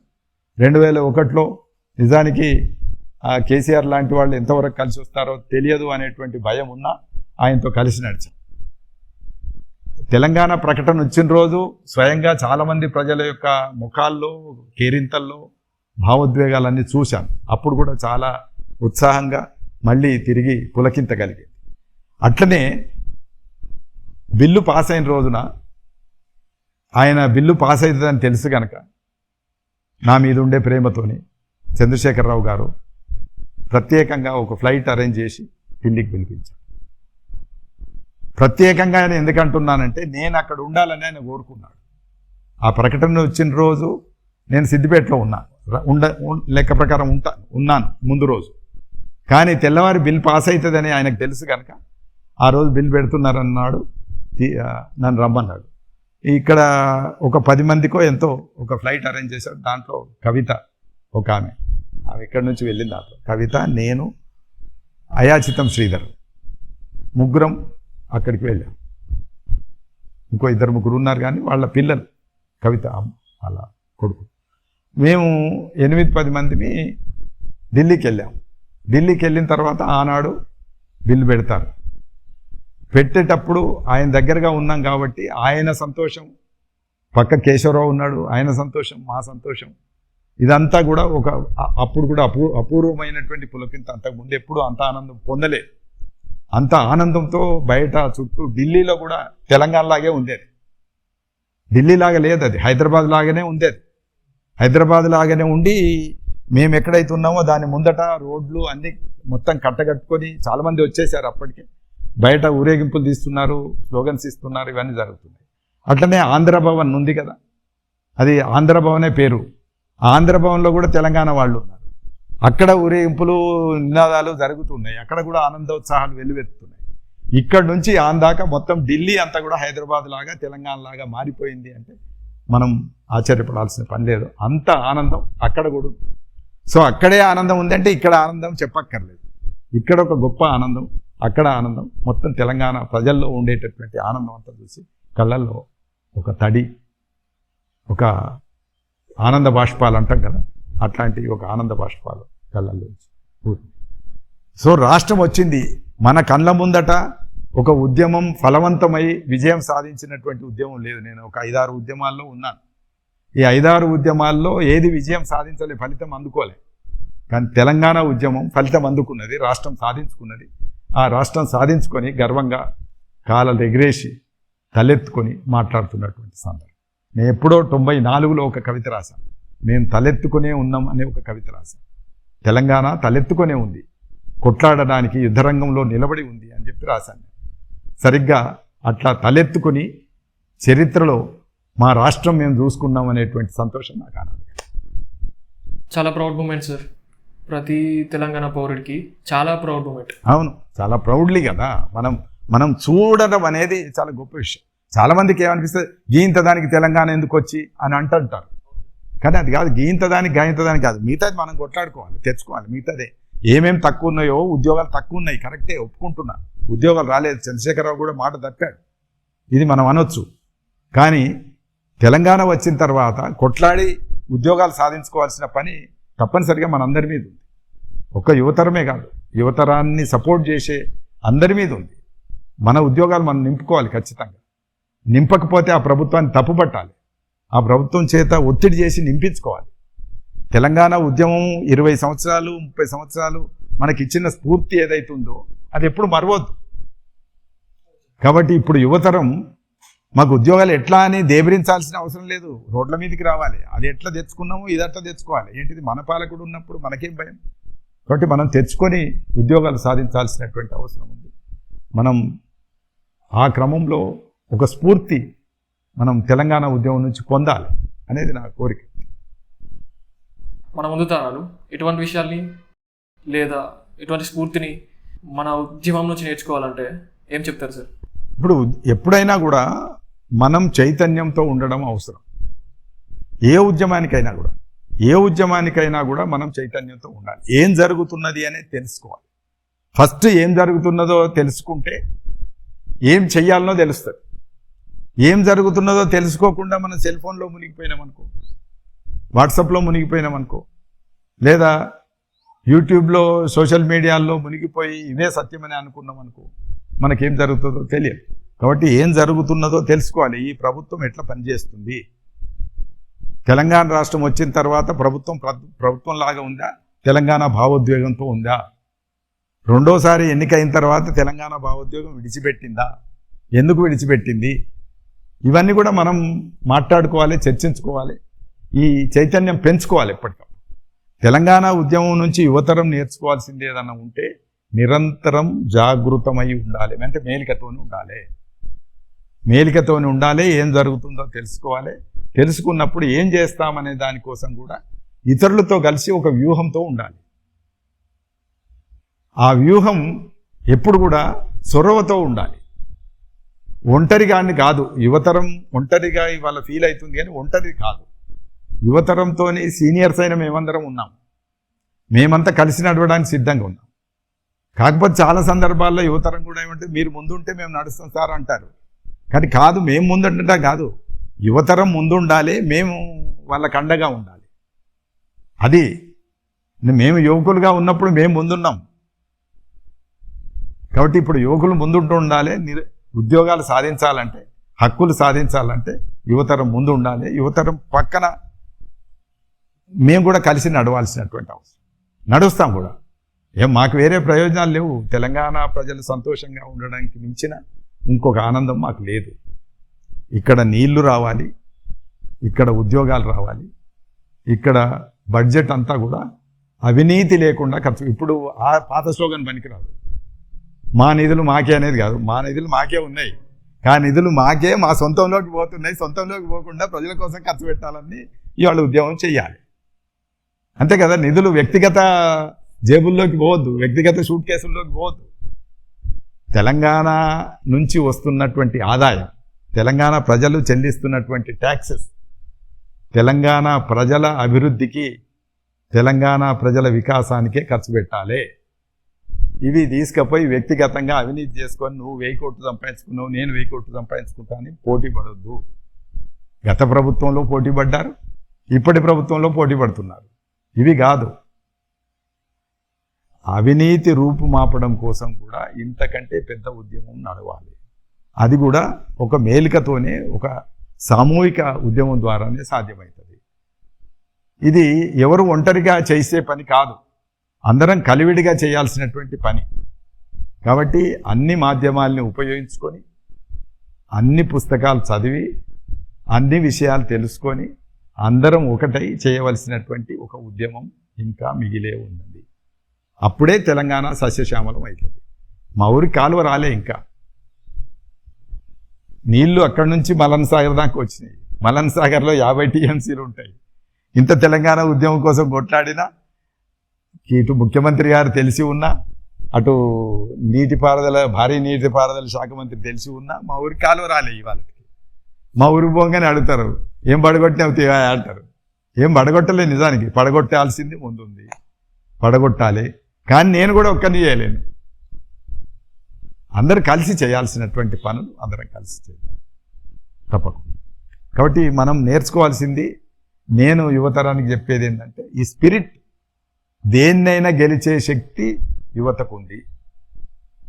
మేము చదువుకునే రోజుల్లో యువతరం శిరమెత్తితే, నవతరం గలమెత్తితే లోకమే మారిపోదా అని పాడేవాళ్ళు. లోకం మార్చేటంత శక్తి ఎవరికి ఉందంటే ఒక యువతరానికే ఉంది. కానీ దురదృష్టవశాత్తు యువతరం సాంకేతిక మాధ్యమాల్లో మిగిలి ఒంటరితనంతో బాధపడుతుంది. అది మాధ్యమం నుంచి బయటకు రావాలి, విషయాలు తెలుసుకోవాలి, అవసరమైతే రోడ్ల మీదకి రావాలి. దానికి మార్గం తెలంగాణ ఉద్యమమే చూపెట్టింది, రాష్ట్ర ఉద్యమం చూపెట్టింది. వంట వార్పు కావచ్చు, సకల జనుల సమ్మె కావచ్చు, అనేక పద్ధతుల్ని కనిపెట్టింది. హైదరాబాద్ ట్యాంక్ బండి మీద కూడా ఎక్కనీయలే ఒక దశలో. రోషయ్య ట్యాంక్ బండి మీదకి ఎక్కనీయలేదు. మిలియన్ మార్చ్ అంటే ఏంటిది అనుకుంటున్నాం? మిలియన్ మార్చ్ అనేటువంటి ఒక ఉద్యమం ఇక్కడ నడిచింది. మిలియన్ మార్చ్ దాని పేరు. ఆ మిలియన్ మార్చ్ ఏమన్నది అంటే, మేము ట్యాంక్ బండి మీదకి ఇయ్యాల్లో వస్తాము, మా అభిప్రాయాలు ప్రకటిస్తామని జేఏసీ ప్రకటించింది. ట్యాంక్ బండి మీదకి మిమ్మల్ని రానియమని రోషయ్య అన్నాడు. ఎక్కడికక్కడ పోలీసులను పెట్టాడు. జిల్లాల నుంచి వచ్చే వాళ్ళను అరెస్ట్ చేయాలి, బస్టాండ్లలో బస్సులు దిగిన వాళ్ళని అరెస్ట్ చేయాలి, బ్యారికేడ్లు, పోలీస్ బ్యారికేడ్లు పెట్టాలి, దాటి రావద్దు. ఇట్లా ఒక కట్టుబాటు చేస్తే ఆనాడు ఈ కట్టుబాట్లు దాదాపు నేనే 25, 24 బ్యారికేడ్లను దాటుకొని వచ్చింది. పోలీస్ కాపలాలు ఉన్నాయి, చాలామంది గుర్తుపడతాను. కానీ ఆడ ఇచ్చింది ఆర్డినరీ పోలీసులని కాబట్టి నన్ను గుర్తుపట్టలేదు. నన్ను దాటి ఒంటరిగా ఒక్కొక్కరిని ఇట్లా బయటపడుకుంటూ వచ్చిన, గుంపులుగా రానియలే. బయటకు వచ్చి ఒక గుంపుగా ఒక చోట కూడి ఆనాడు మొత్తం ఫెన్సింగ్ ముళ్ళేశారు ట్యాంక్ బండ్ మీద, అటు ఎక్కకుండా ఇటు ఎక్కకుండా. ఆ ముళ్ళను చాలామంది కూడిన తర్వాత ముళ్ళ మీదకి వెళ్ళి తొక్కుకుంటూ మీదికి వచ్చారు. కొంతమంది కిందికి వెళ్ళి తాళ్ళు వేసుకొని మధ్యలోకి వెళ్ళి వేసి ట్యాంక్ బండ్ మీద ఎక్కారు. అట్లా కొద్దిసేపు ఎక్కిన తర్వాత ఇంకా వీళ్ళని కంట్రోల్ చేయలేనటువంటి పరిస్థితుల్లో ట్యాంక్ బండ్ నుంచి ఇక్కడ దించి అక్కడ దాకా మొత్తం మంది అయ్యారు. అది మిలియన్ మార్చ్. ట్యాంక్ బండ్ మీదకి ఎక్కనీయమంటే ఎక్కి చూపెట్టాం. ఎక్కి చూపెట్టడమే కాదు, ట్యాంక్ బండ్ మీద ఆంధ్ర వాళ్ళ విగ్రహాలు, ఆసనోళ్ళు, నాసంటోళ్ళు కాదు కానీ వేరే వాళ్ళు పోయి ఆ విగ్రహాలను తీసి పడగొట్టి, గిడ్డపారలు తెచ్చి వాటిని పడగొట్టి హుస్సేన్ సాగర్లో పడేశారు. మనుషుల కోపం వస్తే అట్లా ఉంటుంది. ఆ కోపం, ఆ ఉద్యమం నిర్మాణం జరగాల్సింది. ఇవన్నీ మన ముందట మోడల్స్ ఉన్నాయి. ఈ మోడల్లో మనం కొట్లాడాలి.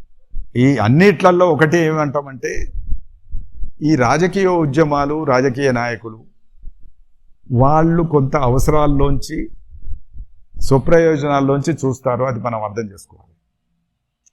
కాబట్టి రాజకీయ స్వప్రయోజనాలను, రాజకీయాల యొక్క అంతరార్థాలని అర్థం చేయించేటటువంటి శక్తి సాహిత్యానికి ఉంది. ఆ సాహిత్యం చదవాలి. ఒక కవిత్వమే కాదు, రకరకాల పుస్తకాలు వస్తాయి, చరిత్ర పుస్తకాలు వస్తాయి. సాహిత్యం అంటే విస్తృతం. చరిత్ర పుస్తకాలు ఉంటాయి, సామాజిక శాస్త్రాలు ఉంటాయి, తత్వశాస్త్రాలు ఉంటాయి. ఇవన్నీ కూడా కవిత్వాలు. అందులో కవిత్వం ఒకటి, అందులో కథలు ఒకటి. ఇవన్నీ కూడా చదవాలి. ఏం జరుగుతుందో తెలుసుకోవాలంటే ఇవన్నీ చదవాలి. తెలంగాణ ఉద్యమం మొదట 69లో ఫెయిల్ అవ్వడానికి, తర్వాత 96లో సక్సెస్ అవ్వడానికి కారణం ఏంటంటే సాహిత్యమే. విస్తృతంగా పుస్తకాలు వచ్చినాయి. పుస్తకాలు, తర్వాత సాంస్కృతిక ఉద్యమం, పాటలు. ఈ పాటలు ఏమైంది, మామూలోడికి కూడా అర్థమయ్యేటట్టు పాటలు కట్టారు, పాడారు. కాబట్టి మామూలులకు కూడా విషయం అర్థమైంది. అయ్యోనివా నువ్వు, అవోనివా, నువ్వు ఎక్కడి నుంచి వచ్చినావు అని అడిగారు. అంటే సెక్రటేరియట్లో ఏం జరుగుతుందో ఎంకన్నా పాట రాశాడు. అయ్యోనివా నువ్వు, అయ్యోనివా అని కూడా అంజయ్య ఒక పాట రాశాడు. సున్నం వేసినవా చార్మినార్కి ఎన్నడన్నా అని రాశాడు. ఇవన్నీ సామాన్యుడి దగ్గరికి వెళ్ళడానికి మనకు మార్గం అవుతాయి.